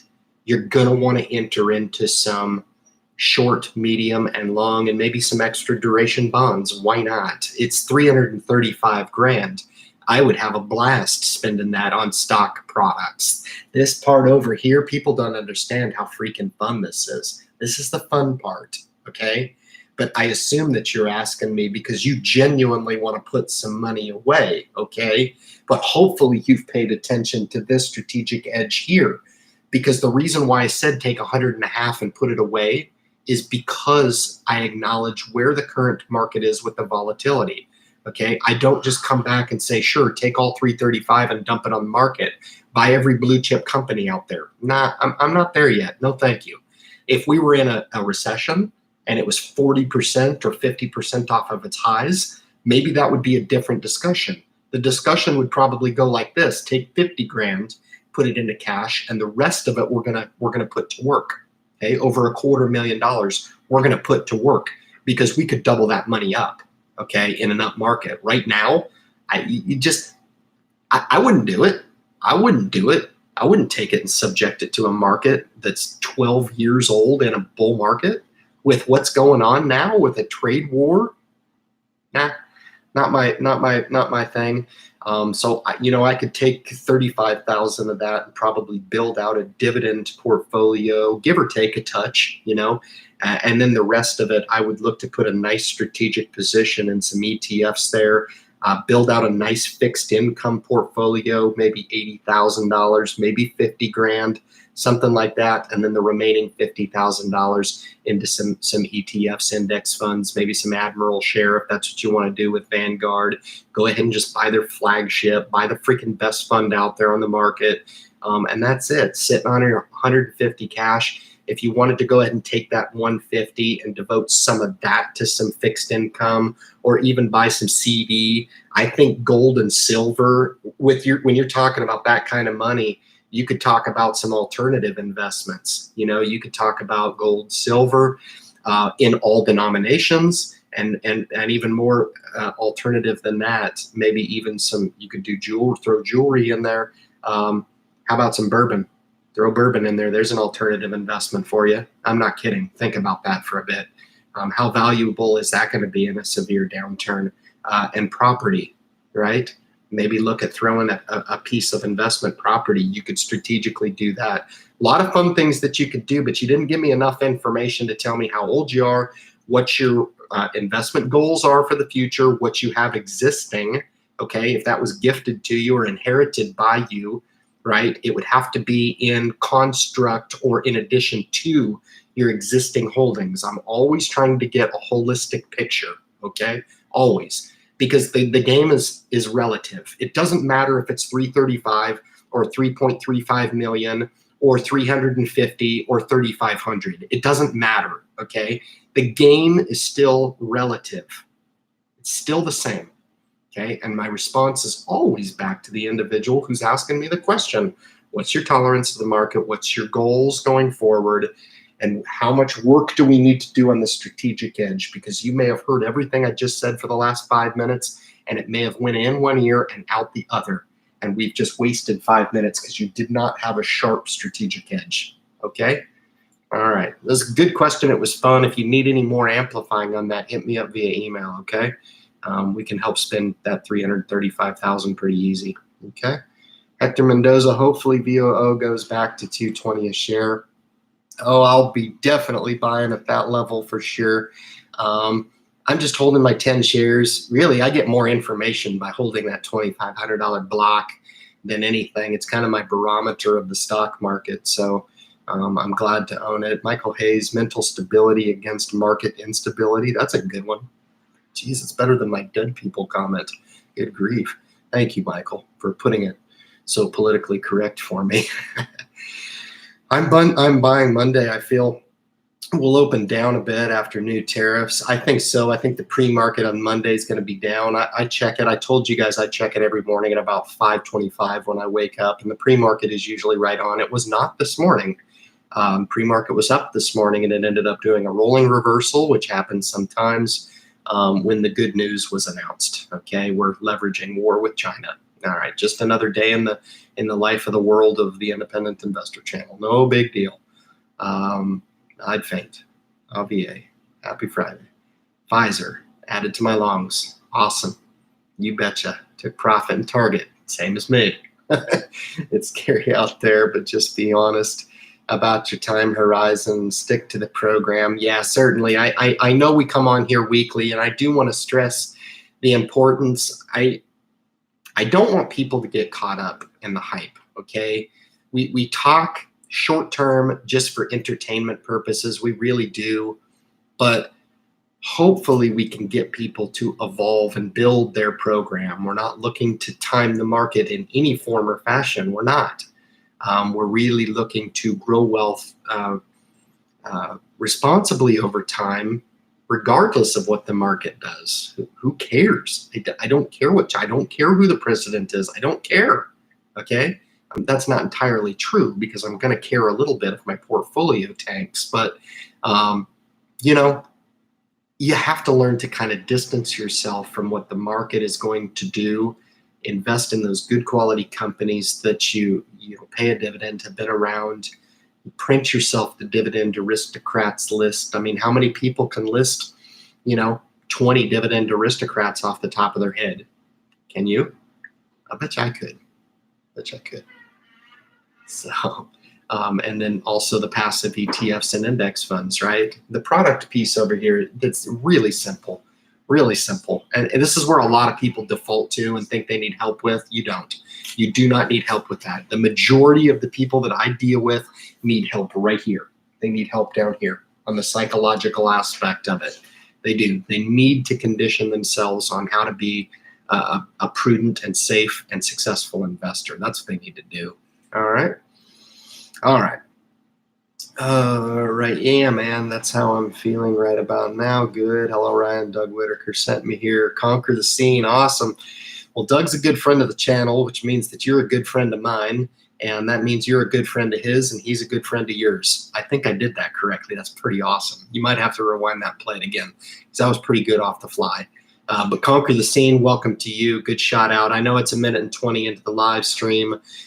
Doug's got an interesting perspective. Certainly, he hasn't brought me up to the big leagues yet to participate in his program. Perhaps he feels like I don't know how to drive a Ferrari. I don't know, but I'm waiting for that invitation to come through. So if he's rolling around on the couch laughing in between his beer, I would encourage you to reach out to your pal here, the Independent Investor Channel, that you've followed for the last couple of years, man, and throw that invite my way. I don't know. I don't get those stock picks. I don't know why I'm not in his private group. I'm not really sure. I must have angered him at some point. No, I'm just kidding. Good stuff, man. Welcome to you. Great to have you in, man. Very cool. Keep that growth mindset. Invest for income money, man. Yeah, and I think that's a lot of the reason I'm addressing Eric Weber's comment here. It's a lot of the reason why I'm so attracted to the dividend aspects of the portfolio and holding those assets within the Roth IRA. That way, those dividends are protected and not taxed. That's a big deal. I'm making some pretty good income every year from the dividend aspect, and I would just as soon, right, benefit from the core. Okay, how do I benefit from the core? It's by placing those high dividend stocks within that account that is tax protected and free of fees, right? So those dividends aren't being consumed and they're being paid to me tax free year in and year out. And those will continue to do so as the account gets more mature. Okay, it's a beautiful thing, baby. It's awesome. Not too difficult either. It's awesome. All right. Thanks, my good friend. Glad to be here. Glad to have you too. I got my good friend here, Jared Odell's right below here. Shout out to Jared for sure. Hello, everyone. I hope all had a good week. My week was good until today. I could have just stayed in bed today, to be honest with you. There's no joke on that one. But stock market investing, this was a scary week or crazy week. It's crazy. It's fun to be on the outside looking in. I just wonder what it would be like just to like play into all the drama, from day to day. I don't know. I would get dizzy. It's just amazing to me how they pulse in on this stuff. And it's like the first 4 days of this week, it was seemingly forgotten. And then today it's like, oh my God, So I've been around the block a few times, man. I've seen it many, many times. I'll see it many, many times into the future. I just have to kind of laugh a little bit, I just don't care anymore. I don't. And part of a good philosophy really is, keeping a good head about your shoulders when you're asking invested capital to be invested capital. I've said it many, many times. It's worth saying again. Don't be surprised when your money fluctuates, man. Don't be surprised when it does, when the very thing that you've asked it to do, okay? Nobody complains when they're paid a dividend. I've never had any one person come to me and say, man, that dividend, man, I hate those dividends, man. They're terrible, And it's like, now hold on a second. everybody comes out of the woodworks to bitch when the stock market goes down, but not one person has a problem with getting paid guaranteed money. I just find that ironic. You cannot have your cake and eat it too. You can't. Okay, you got to take the goods with the bads, baby. Investing, you're going to get the whole enchilada with investing. Okay, you can't just piecemeal and take the goods and discard the bad. It doesn't work that way. Okay. Anyway, she says, great shirt. I like it. It's very comfortable, very cool. My daughter picked the script. I'll show you the script again. I just think the script is like, I don't know, man. It's edgy. It reminds me of a shark. She's super good. She's artistic as heck, and yeah, she's just awesome. She's the one that chose the script in with my. I was kind of like, yeah, I think we're good there. I think we're good. But the other shirts actually have the circle on it. This was just a little different design that I threw together. But very happy with how the product turned out. I'm very happy. Folks are going to be really happy with it. I'm going to wear it all over. It's pretty cool. I like it. Get to advertise from my stuff and represent my community. No doubt. You guys. That's the cool thing about this. It's not about me or any one individual, man. It's about the movement, to be quite honest with you. So, man, I should have had everybody hit the thumbs up button when they were in here, because there was a lot of people in here at the start. Now it's funny because the loyalists stay in the group toward the end here. And this is typically where I hit my stride and start to offer those little nuggets of like, ooh, what did he just say? Wow, that's interesting. I'm going to use that one. Thanks, Ryan. But anyway, drop a link. I'll buy one. It's cool. I was going to put in for your hat drawing that I'm talking to Jason there with JMac. I like the hat idea. I really want to do a hat with the logo. I think the logo is really catchy. I really like it. And I'd like to do one of those hats with the standout logo, you know, with maybe the rubber emblem. I think those look pretty sharp. Maybe a camo or a leather, something like that. Yeah, I think that'd be real cool. Yeah, man, nice. Thank you, Jason. I appreciate that. The link is, so they're advertised now on the YouTube channel. I don't know how they do it, but they put it at the bottom of every video. So you can go on there. There's a ton of stuff on there. If you didn't like this one, there's, Jesus, a ton of different color options. They do a pretty good job. So all good says the shirt looks awesome. I'm really excited. I'm really excited. It turned out well. Some of the other designs are really cool too. The better quality sweatshirt that I got. I'm excited. Hopefully that kind of meets the bill a little bit. But there's a bunch of designs on there, and I did them all myself. So it's just a one-man crew, baby. It's just me. It's just me. So anyway, fundraiser. Yeah, you know, hey, I tell you what, man, listen, you know, if I kind of got the sense, some of you guys, I think some of you guys do appreciate the channel. I do. If you don't mind me just coming out and saying it, and that's really kind of what makes me coming back. And I think I get tipped every now and then in this live stream, and I think YouTube takes a pretty good chunk of that. So I would encourage you guys not to do that. And I hate to say that because I don't want to discourage anybody from providing a tip through compensation, but I don't need it to go to Google, quite frankly. It goes against my whole philosophy of kind of fighting the power. Like, I'm looking to use the conduit and the platform for my purposes. I could care less. I know they advertise on the channel, and I do get a little compensation for that, in all fairness. But I just thought this was kind of a better way to leverage. If you were looking to I've got some very interesting tips through the history of the channel. Every now and then somebody will come on and be very gracious with a tip, and I thought this was a cool way of showing support where all the profit goes to me, which, quite frankly, should. I don't need to share with Google. It goes against my philosophy. So, and you can get something out of it. So kind of cool. Wolf of Ives says 25% sounds about right. I do think that's about right. I think the products are a little bit overpriced, in all honesty. But they price it.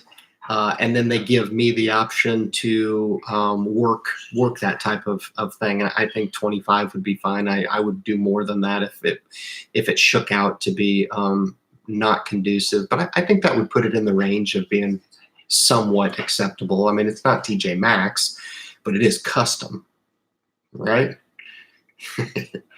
Anyway, nice shirt and it's black. It's not, it is kind of, there's a black option, but this is kind of a gray heather, very like a charcoal actually. So it's got some faint of charcoal in it, and it's the tri material. It's a lot more comfortable. So yeah, those options are on there. Go check it out, man. It's cool. It's cool. Buy one. If not, don't. It's all good. I'll probably be buying more because I'm not going to be wearing other shirts when I do my stand-up. My vision for the channel is to be doing stand-up as well as doing my thumbnail with me. I really want to do that like J-Mac does. I like that, and I don't know how to do it. So I'm not technologically savvy like he is. I'll figure it out. But eventually those things will come down the road, and you guys will all be a part of it. Some of you, hopefully all of you, you know, but people come and people go. I get it. But I will keep beating the drum because it's worth beating, no doubt. Keep it real. I always wear black. Yes, you do. I know you do. Every time I've seen you, it's one of my silver's my favorite color.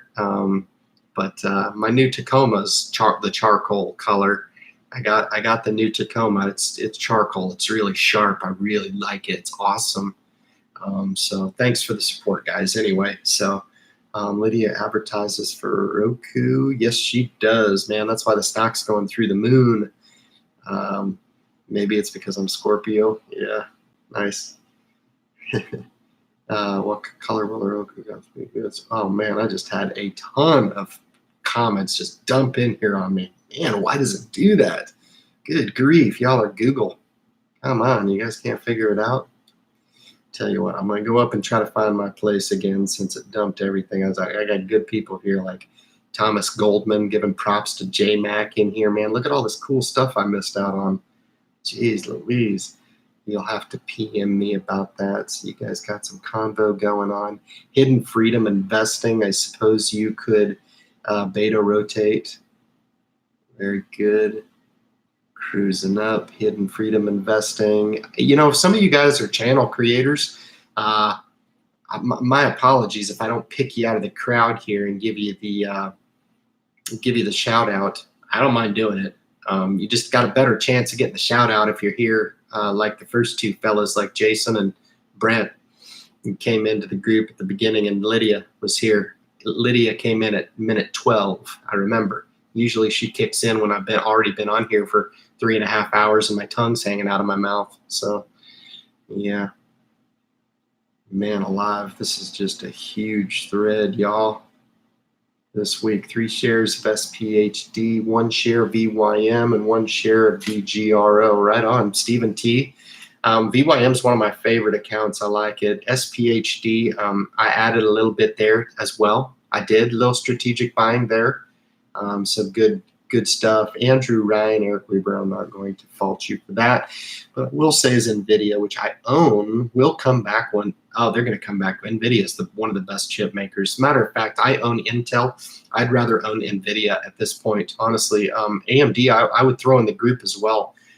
They're doing some killer stuff. So they're on the front side of the wave. I was satisfied with Intel's last quarter. I just think NVIDIA, quite frankly, is the premier player in the chip space. I really do. I just think buying on this little dip, and you're not going to get these opportunities very often in NVIDIA. I'm big on the stock. I don't currently own it, but for you guys that do want to have a little growth exposure in the chip sector, you can do that. Chip subsector. My apologies. I think it's a good one. Really good stock. All right. Cues up here. Best investors were the accounts where they died. Jesus, guys. Let's see what Ryan has to say about this. But I've heard Ryan say that the best investors are dead people. And he also said the biggest mistake you can make is selling. Yeah. There's no doubt about that. And again, my perspective is this. And I would expect, see, I'm very transparent with what I do. I don't apologize for what I do. I do what I do because that's what I do and it's mine and I direct it myself. So a vast majority of my portfolio is in fact passive in nature. I do own those products that make sure that a good base of mine always remains at a static to pace the market, or at least reflect what the market is doing. Okay. I've been able to manufacture a lot of money by trading in and out of quality stocks, and I don't trade stock. Okay. I buy stock long, and when it goes up, I may trim that position. Okay. That's just what I've done, right, wrong, or indifferent. And I've been able to manufacture. See, I pay very close attention to the market, and money's money at the end of the day. And there's really no excuse whatsoever for a guy like myself who makes as little as I do to have as much money as I do. So I've earned the right to at least be heard. That's it. You know, you don't have to agree with the position. And quite frankly, I wouldn't even go that far to recommend that somebody try to do what I do. Here's the thing. I shouldn't endure any scrutiny at all over YouTube, because you've got dipshits that are charging $100 to come in and be part of an exclusive group to somehow give some sort of bullshit access to their stock portfolio. And that's just wrong, right? I give it to you outright. I just give it to you. You can do what you want with it. It's free of charge. It's cost you nothing, because I've always contended that, you know, I'll come on and share the information, what I do. Have I lost on some positions? Yeah, but I've also won on a lot that I've been able to take into some deep water and bring back. General Electric will be no different. Okay, my cost basis is $11, and I'm not that far away from that. Okay. You know, some companies like Marathon Petroleum, I'm good with that. As LNG starts to come online, as the distillate fuel, we've got regulations changing from an international perspective that's going to help Marathon Petro. I'm good with the investment. And if it doesn't work out, then I'm willing to accept that. But the reason why I can take on those additional layers in the portfolio is because I have those portfolio layers already in place, already working from a passive perspective, that I insist every new investor should look to establish and not overlook it, like I see all the time. I see new investors all the time. They want to manufacture money, and they want to make over and above average growth. They want to outpace the market, and it just doesn't typically happen that way. It doesn't. You can get lucky, okay? These morons that are charging on YouTube to look at their portfolio, I don't understand somebody who knows anything about the market looking at that and not calling BS, right? I can do it as much as I can because I'm right. It's BS. And when you've got somebody like me who's taking profit in good quality companies, all the while still doing what it is that I preach. Every single offering that I offered at the top of the live stream, I own that. Those are real dollars in those accounts. I'm not fabricating those dollars, right? So no portfolio is the same. You know, keep that in mind.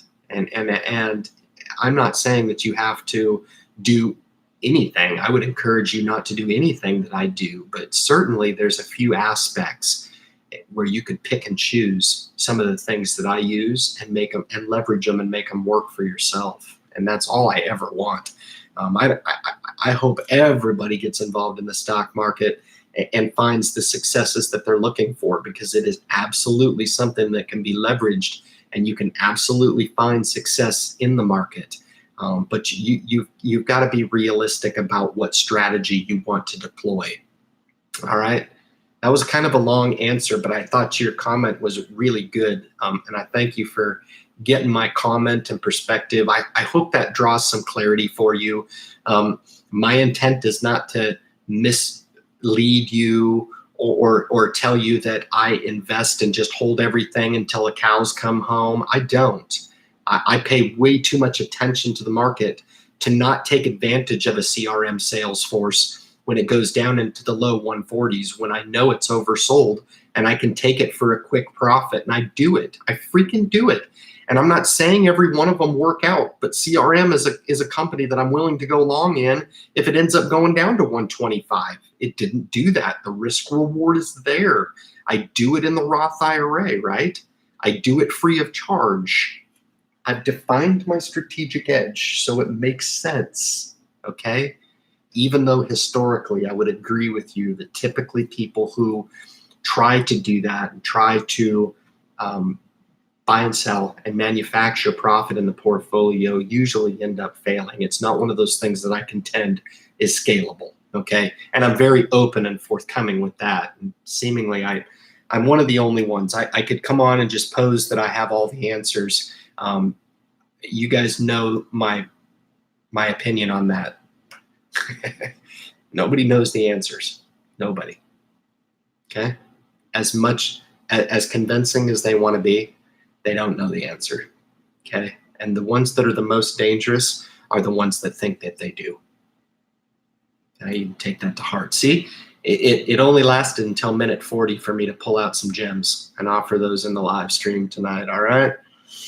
That's why YouTube is awesome. That's right. Greg Cammy says, Ryan, for example, sold Proctor and doubled the dividends I was getting from it with just a portion of the gains. Proctor's back on my wait list for a dip to, yeah, exactly. That's exactly right. I own Proctor. What if I keeps going up from here and never dips? Oh, that's true. I mean, you run the risk of that as well. So Greg Cammy took profits, right? He's a winner. If it goes down, he buys. He's a winner. If it goes up, he's still a winner. It's not as if he's a loser because he loses out on a little bit of capital appreciation. But Andrew comes into the picture and says, well, I'm going to continue to own the stock, right? I'm a winner if I keep the stock and it goes down, I can buy more. I'm a winner if it goes up because I hold the stock, right? We're always looking to change your perspective a little bit and look at it from a winner's perspective, okay? So many people want to look at a stock like that very scenario and say, Procter & Gamble's, it's overvalued. I'm going to sell it at the first sign of an uptick, you know, and it'll go down a little bit, 5%, and they'll panic and they'll sell it. You know, they don't ever give themselves a chance to become a winner. You have to be kind of careful. All right. M1 don't have a minimum. Thank you. So Joe's helping Nelly. I like that. I just can't believe how many comments got dumped on me. It's so irritating. Geez, I can't keep my spot here in the live stream. Joseph Prack, yeah, I made notes. Oh, that's cool. If you have any questions, don't hesitate. There's no crazy questions. Some of the best questions are the ones that are genuine in nature. And I encourage those, I really do. Investing is one of those places we all started somewhere. Nobody's a genius. I contend that there's a lot of people who know how to evaluate stock, you know, so much better than the next person. And that's okay. It really is. I'm loving Cat at 114, no doubt. Caterpillar, the industrial sector right now. I like John Deere, man. John Deere is really looking favorable today, man. Holy smokes. That was one single stock I was looking at. The problem is I'm trying to lighten up a little bit on industrial right now. I was a little overweight. So I did take some profit. I took profit in General Dynamic on Thursday, excuse me. A little dab in General Dynamic. I took a huge profit in Northrop Grumman. Holy smokes, it was nice. Nice profit in Northrop Grumman. And that was just an attempt to kind of take some off the table for my industrial exposure, take some profit where I had profit to be taken, and I'm keeping some of my positions that need to work a little bit and let them work. All right. Holy smokes, just a huge thread here. Oh my God. All right. Dividend growth agree. I'm going to try to get to all these. I think that historically, okay. Just buy and don't sell. So that's what I do. Yeah, it's really good food for thought. I like it. Warren Buffett said the stock market is a device for transferring money from the impatient to the patient. Sure. Andrew Smart, especially if you're prudent through enough to watch it while holding cash on hand for dips. Yep, I agree with that. Cashed out at 10,000 and been sad since. Laugh out loud. Why? You haven't been sad. You're good. You're good. That is true. Mommy, yes, good. Haller, Andrew, good. I'm just scanning through this remaining thread here, guys. I'll try to cherry pick. I've got Jeff Koski in the group. Very cool. I know someone that has a 378 gain in Lowe's wouldn't have done that if he had sold just because it had a nice run at one point. Oh yeah, totally. To get that 378, you're talking about a multi-year holding there for sure. And it's really, you can validate that and look at any of your big blue chip companies, look at them with dividends reinvested. What would happen if you just bought and held them for the long term, That's really cool. You want to talk about some validation for why you invest. Andrew Ryan right there just hit it on the head. That's a lot of those validations come through that. And there's some core holdings in my portfolio that I feel the same way. Johnson & Johnson comes to mind. All the major banks I own, some Canadian banks I own. I won't sell those. There's no reason, but I just thought CVS got oversold. So I picked it up in the low 50s, made a quick profit there. Boom, done. That was a 3-day hold. So, 10% easy, piece of cake. All right. Yesterday, I added 6 to my portfolio and also added Union Pacific. I like that, Jeff. Good call. It's a stock I own. Talk about one of those rails that I'll keep for a long time. That's one of them. So really good. Taking profits, locks it in. These stocks will fall periodically, and you average more into it. That's right. Andrew, how many positions are you holding? I'm buying 3M. Good job. Good luck. I've been a 3M holder for a long time, baby. Been good. Here's to hoping. No, just kidding. It's a good company. Very well diversified company. I'm a dividend growth investor. My primary criterion is the growth of annual dividends. You betcha. Someone asked me about stock, and I couldn't shut up. I think my friend was really confused. Yeah, I get that sometimes too. J&J isn't over yet. They may sink to new lows and better buy in. That may be true. Some shout out to J Mac. Thank you, David Mathis. Appreciate that. That's cool stuff for Jason. I like it. So is mine for the most part. Facebook and PayPal are the 2 exceptions. Those are good growth companies. I like them. Both good value. I like them. I own Visa. I don't own PayPal in the payment space. Selco is good. And Visa. Visa is another one of those examples of those stocks that I just don't hold. I don't sell. Just a few of those that I really like is what I consider cornerstones in the portfolio. Joe, what's the minimum to buy? Gosh, I don't want to misspeak. And Nellie Edwards, I'm addressing her question on the M1 Finance, I think is 500, depending on what, if you did end up opting with a Roth IRA, which would be the primary option if you don't have one. I think the minimum there to buy is $500. I don't want to misspeak. I know Brent is more familiar with the platform than I am, and I own it, but I'm not on M1 Finance all the time. I invest very passively in that account. As a matter of fact, 100% passive. I've done nothing but just invest in the Spider ETFs, and I just hold them, and I fund it with $25. But that's not a Roth IRA, and I think it's 500 minimum, I believe. All right. Market is like physics to most people. Oh, come on, it's not physics. First trade and M1 don't have minimums. I would just make sure there's no minimum for brokerage accounts, Joe. I would just make sure and check and look into if she opted into a Roth account with either one. I don't know, because I have my Roths with the other brokers. So I just let her know, check into it. If there's no minimum, that's pretty awesome. You might be right. Okay. Let's just make sure and confirm on that. All right. Andrew Ryan, for example, I saw. Okay, good. I'm going to scroll down. It's a goal of mine to get through all of these questions. So we're getting kind of to the end of the stream here a little bit. I don't want people to leave until I sign off. Best investors were the Acorns accounts where they, I know, come on now. Jeez. Ryan was contains used capital gains from the sale, 20 years worth of dividends from that stock. Nice. Tariff. Yeah. All right. With you there, Andrew, you just couldn't pass up on increasing multiple profits. Okay. Okay.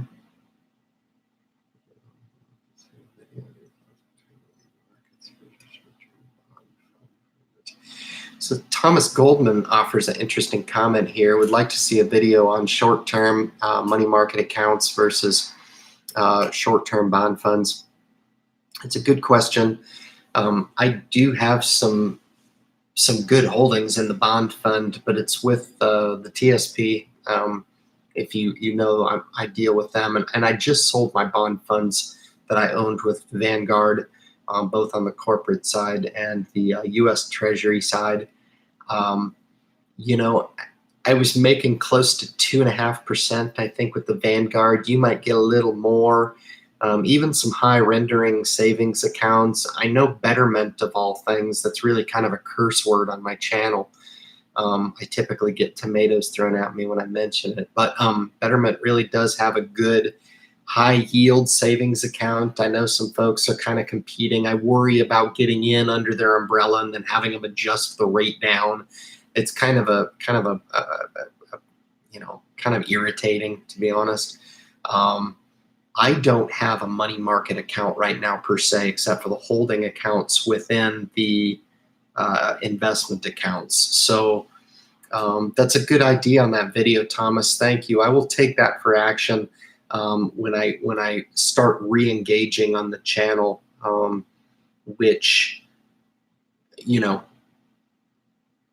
I'm looking for some motivation. We'll see when that happens. We'll see. All right. What I like to see is dividend growth. Hi, Ron. So Nelly says I have an investment account from employers. Yep, I worked for in the past. How would I move those into First Trade or M1? This is really good question. I get this question a lot, and a lot of people. Good grief! Let me tell you a little story to answer your question. I sat down with a couple friends of mine, some colleagues, and this lady. It was my friend. I worked with him, and his wife had 2 401ks, and she had no idea how much money was even in them.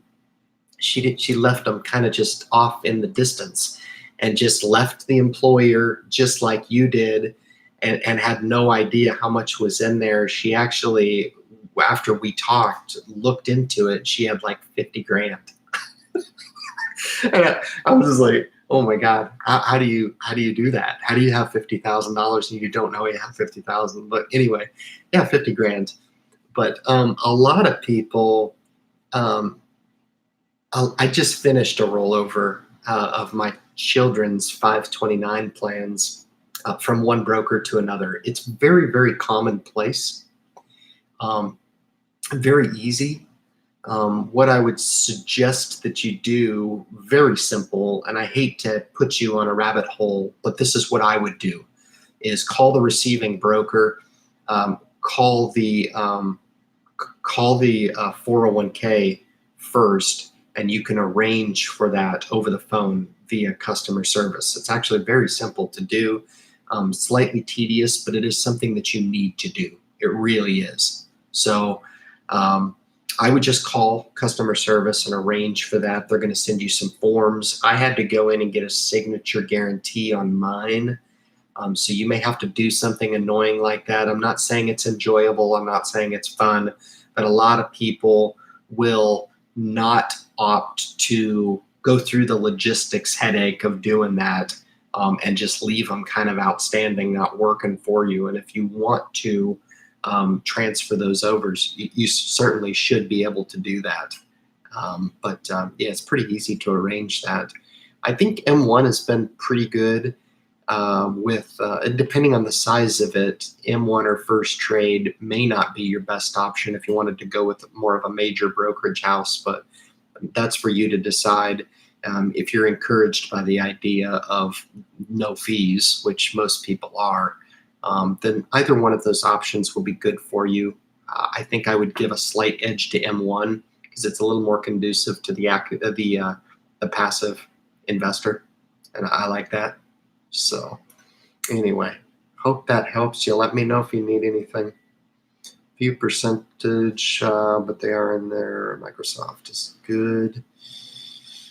Webull has a web app, not a desktop. Yeah, that's interesting, man. What the problem is, they sure as are. They're pumping out commercials on TV, that's for sure. My J&J position is still up 60%, looking at CAH and ABBV. So if I'm not mistaken, those are both dividend aristocrats, man. Got to look at that stuff, guys. Greg Cammey, he doesn't say much, but when he does say something, you should listen. Okay, that's a little piece of advice there. I own two of those. I own AbbVie and I own J&J. So, CAH as well is on the dividend aristocrat list, I believe, if I'm not mistaken. I think I'm right.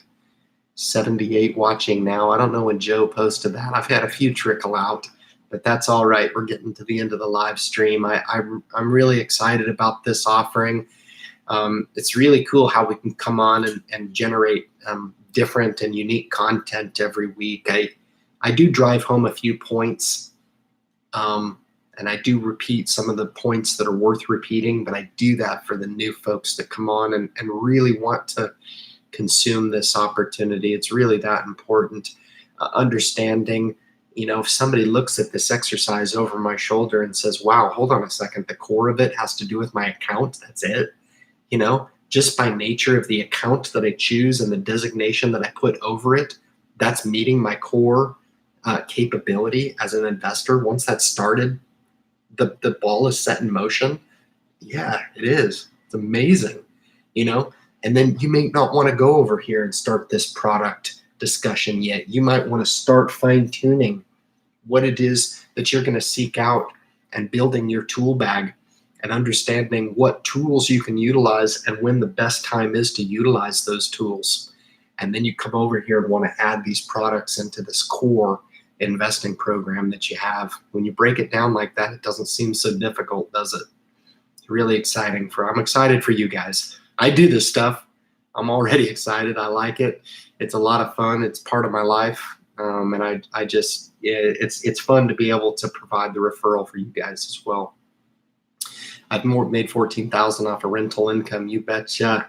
This year so far, I made another offer today on a 2-in-1. Awesome. Good luck on that. Ryan, do you review the chat conversations once we're done for the night? Sometimes I do. Sometimes I do. That's a good idea. I probably should do it more. Sometimes I don't. Typically, when I disengage from the live stream, I usually have to decompress, honestly, because I'm very engaged in this experience. And for 2 hours, it's mentally draining. It really is. So, but that's a good idea. If you have a specific reason as to why I should do that, let me know. Some of the folks have left some good information in the thread, and it's always available for the folks that re-review afterwards. But you guys are the ones that are participating in the live stream portion of it. So anyway, I'm going to kind of cruise down here. I've got investing with Aaron in the group here, also channel creator. Thank you, Aaron, for making your way in. That's cool. Awesome. Great to see you. Who's the disliker? I can't see the dislike. I have one disliker. He or she is my buddy. They're my buddy. It says Jeremy doesn't care what I do. Trust me, I'm just a little fella. He's a king in his own world. He does not care what I do. Trust me. I think he does believe that the measure of a man is the size of his YouTube channel. Seriously. Yeah, no, I don't think it's him. I don't. But if it is, that's awesome. He can come in and dislike my stuff. I don't care, because I'm one of those guys that don't believe that the size of a man is their YouTube channel. You betcha. The question is, would he do that in front of my face? That's the question. I'll leave that rhetorical question to y'all. Why am I the only one drinking? Come on, Joe. Really? Jeez Louise, I'm running a live stream here and I'm drinking apple juice with you, baby. Come on. Love your mug and shirt. Thank you, David. Thank you. It's available for purchase. I guess somewhere on the YouTube it does display, but there hasn't been a lot of people buying it. That's okay. I don't do this stuff for that reason. I was just like, I clicked on the merchandise tab and I was like, oh, this might be kind of cool to explore. And it was a lot of work. Holy smokes, man. a lot of work. And I just had to figure some stuff out, man. I had to purchase Canva Pro. That was a financial investment. And then I bought the first few pieces of merch, and that's what we're doing. And again, I'll wear it. I'm proud of it. I don't know if there's anybody else that's proud of it, man. Feel free, be proud with me. By God, you're going to strike up some, like, who the hell is that? It's the newest Michael Kors line. No, it's not.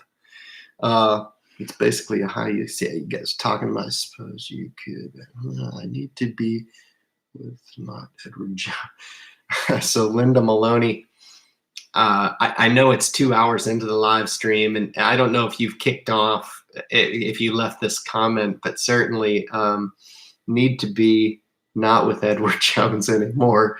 So frustrated, your pick on other brokers. Yeah, boy, oh boy. So the problem I had with Edward Jones when I personally moved away from them, Linda, is the fact that they did not have a self-directed option, which is really just not competitive.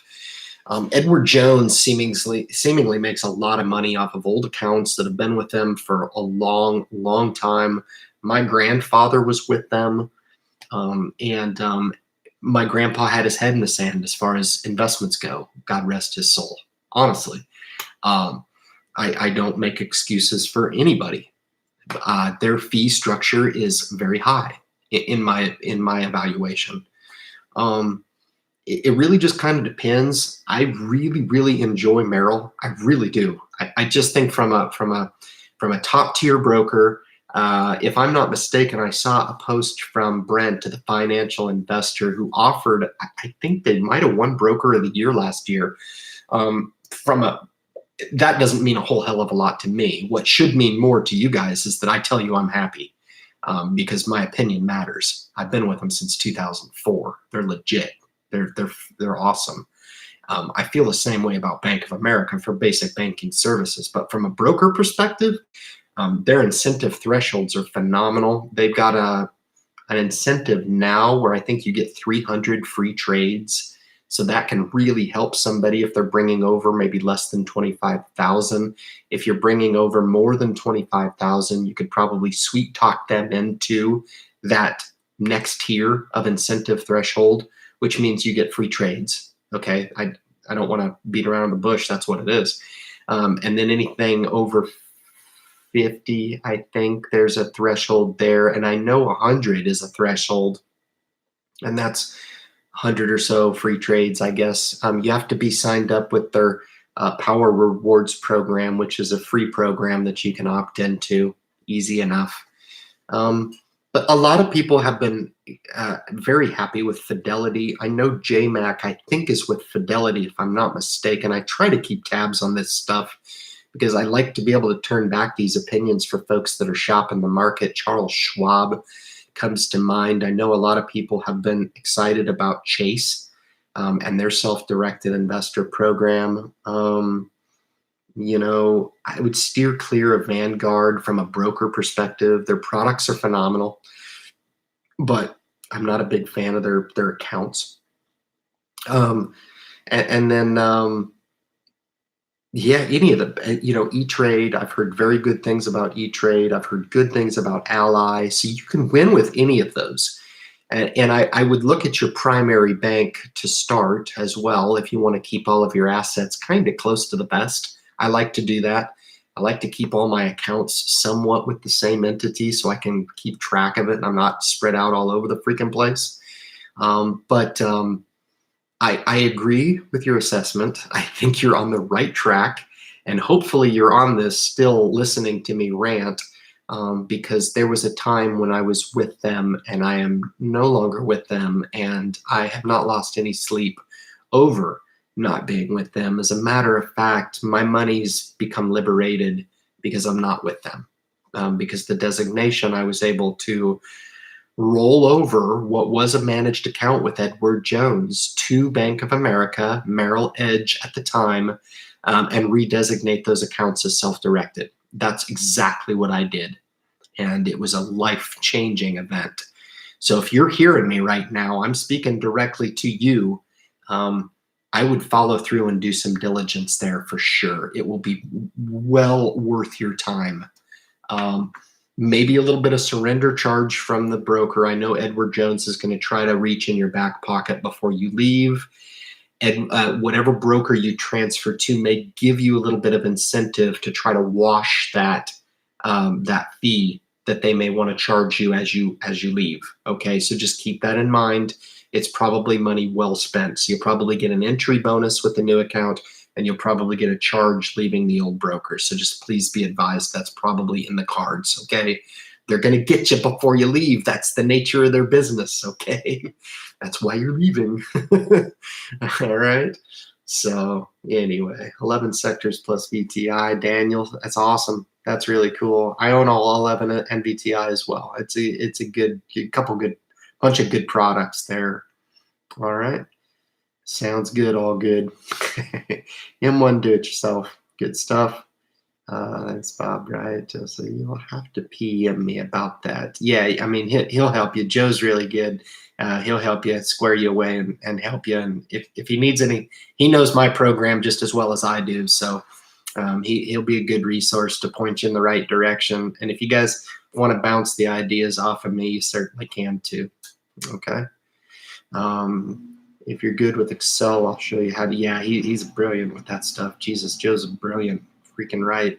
It's nice. It makes me feel smart being around such a cool community of a bunch of smart folks. Listen. The secret is to surround yourself with smart people. All right. I contribute my little piece. That's all I do. All right. So needs quite a bit of volatility. Yeah, good. What sectors are you looking into? There were a ton of financials. Okay, good. I need a t-shirt, put screw mutual funds on the back. It's a good idea, man. Holy moly, Larry Massa. I love it. It's awesome. That's a good idea. There's different lines. This was my first line, the solo line that I put out. I can put out all the different lines, and I've got a ton of ideas. I really do like design work. It's a lot of fun. I mean, I was the one that designed this. It just, I don't know. It speaks to me. It means like, hey, it's me, man. But it's not. That's the irony. It's just cool. Come on, man. It's just cool. I like it. I'm proud of it. It's my thing.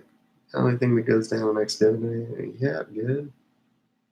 I'm getting calls from Tom's River, New Jersey now, wanting me to buy his gold. Wow. Hello from Hesperia, California. Nice. I like California. It's just, I don't know. It's a magic place, man. I like it. They clean up the homelessness out there, man, for sure. But California's awesome. Does anyone invest in municipal bonds for tax income? I'm glad you answered that call from Merrill Edge. I'm patiently waiting to fully fund my Roth IRA next year for 3 years in a row. Self-directed. Hey, man, no doubt.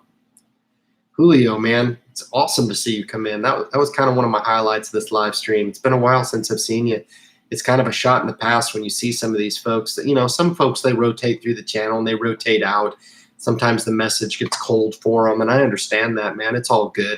There's no loyalty. There's no contract. You don't have to be here. You can electively come and go as you please. That's the beauty of it. And I like that. I promote that. That's pretty awesome. Cruising down almost to the end, guys. Almost. I'll name the name. That's why I got you to do my trash talking for me, Jason. J Mac Investing. Yeah, no, I can hold my own, brother. No doubt about it. I just I typically make me angry when I talk about the guy. So I don't. It's really kind of that's a weird story, man. It really is. I'm not really sure how somebody that provides that little to society can have that much financial success. And I do specifically say financial success, because I do believe success in life comes in a lot of different forms, man. And I think the guy's a disaster in a lot of different forms. I really do. He's hurting a lot of people. Really is. All right. Very pleased, Ryan, with what you taught me. Such a short time period. Yeah, it's not rocket science, man. We revolve around the topic, and I continue to beat the drum on really the same themes And I liked this model. I kind of came up with this before the live stream, and I was thinking, how can I really demonstrate it from an ease of perspective, something that's easy on the mind, right? And that's what I came up with. So you're welcome. Glad to do it. I funded $6,000 for 2019, but I also had to withdraw $17,000. Yeah, that's what you were saying. My question is, my funding for 2000 over since deposited the $6,000. Yes, it is over. You don't get that back. You can withdraw that money, and it's a secret that we usually keep under our vest. It is true. It's nice to know that it's there, but you don't get to recontribute that money. You gotta remain within the contribution caps. Okay. I'm looking for the next Warren Buffett. I will just give him or her my money. No question. Awesome. Good luck on that. I wouldn't recommend doing that. I would just listen to me and do it yourself. I give you all the secrets, man. I really do. Kick over rocks, and all you have to do is look under the rock. All right? Lots of secrets under them rocks. All right?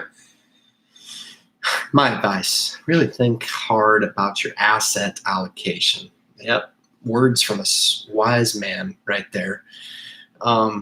Whether it takes 6 months or a year to find it, better start small and make mistakes early. I think that's a really wise comment. People really do get overexposed right away. And I think any rational person, and maybe we need people like myself and you, Aaron, I'm addressing investing with Aaron's question or comment. I think it takes people like us to make those statements and make people really think, is now the time where I really want to be overexposing?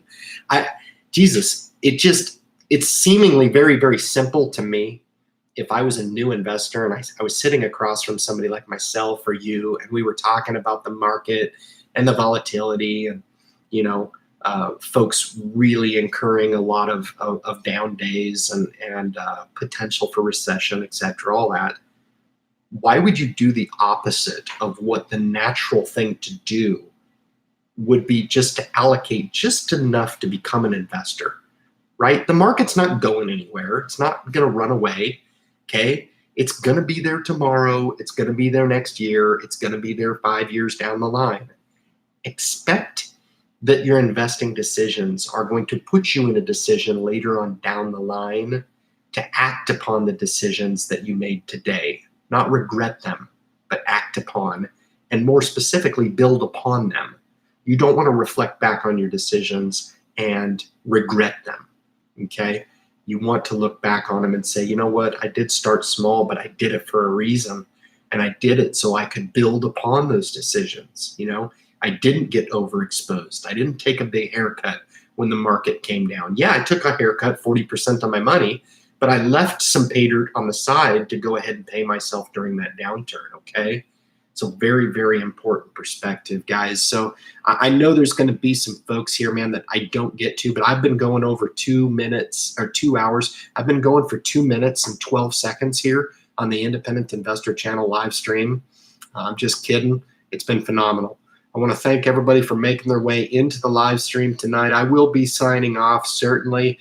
Left the email up there for you guys. Give me a couple days of response in that. There's only one of me. I'm the designer, production manager, host, owner, operator of the program here. I employ no employees. It's just me, so please bear with me.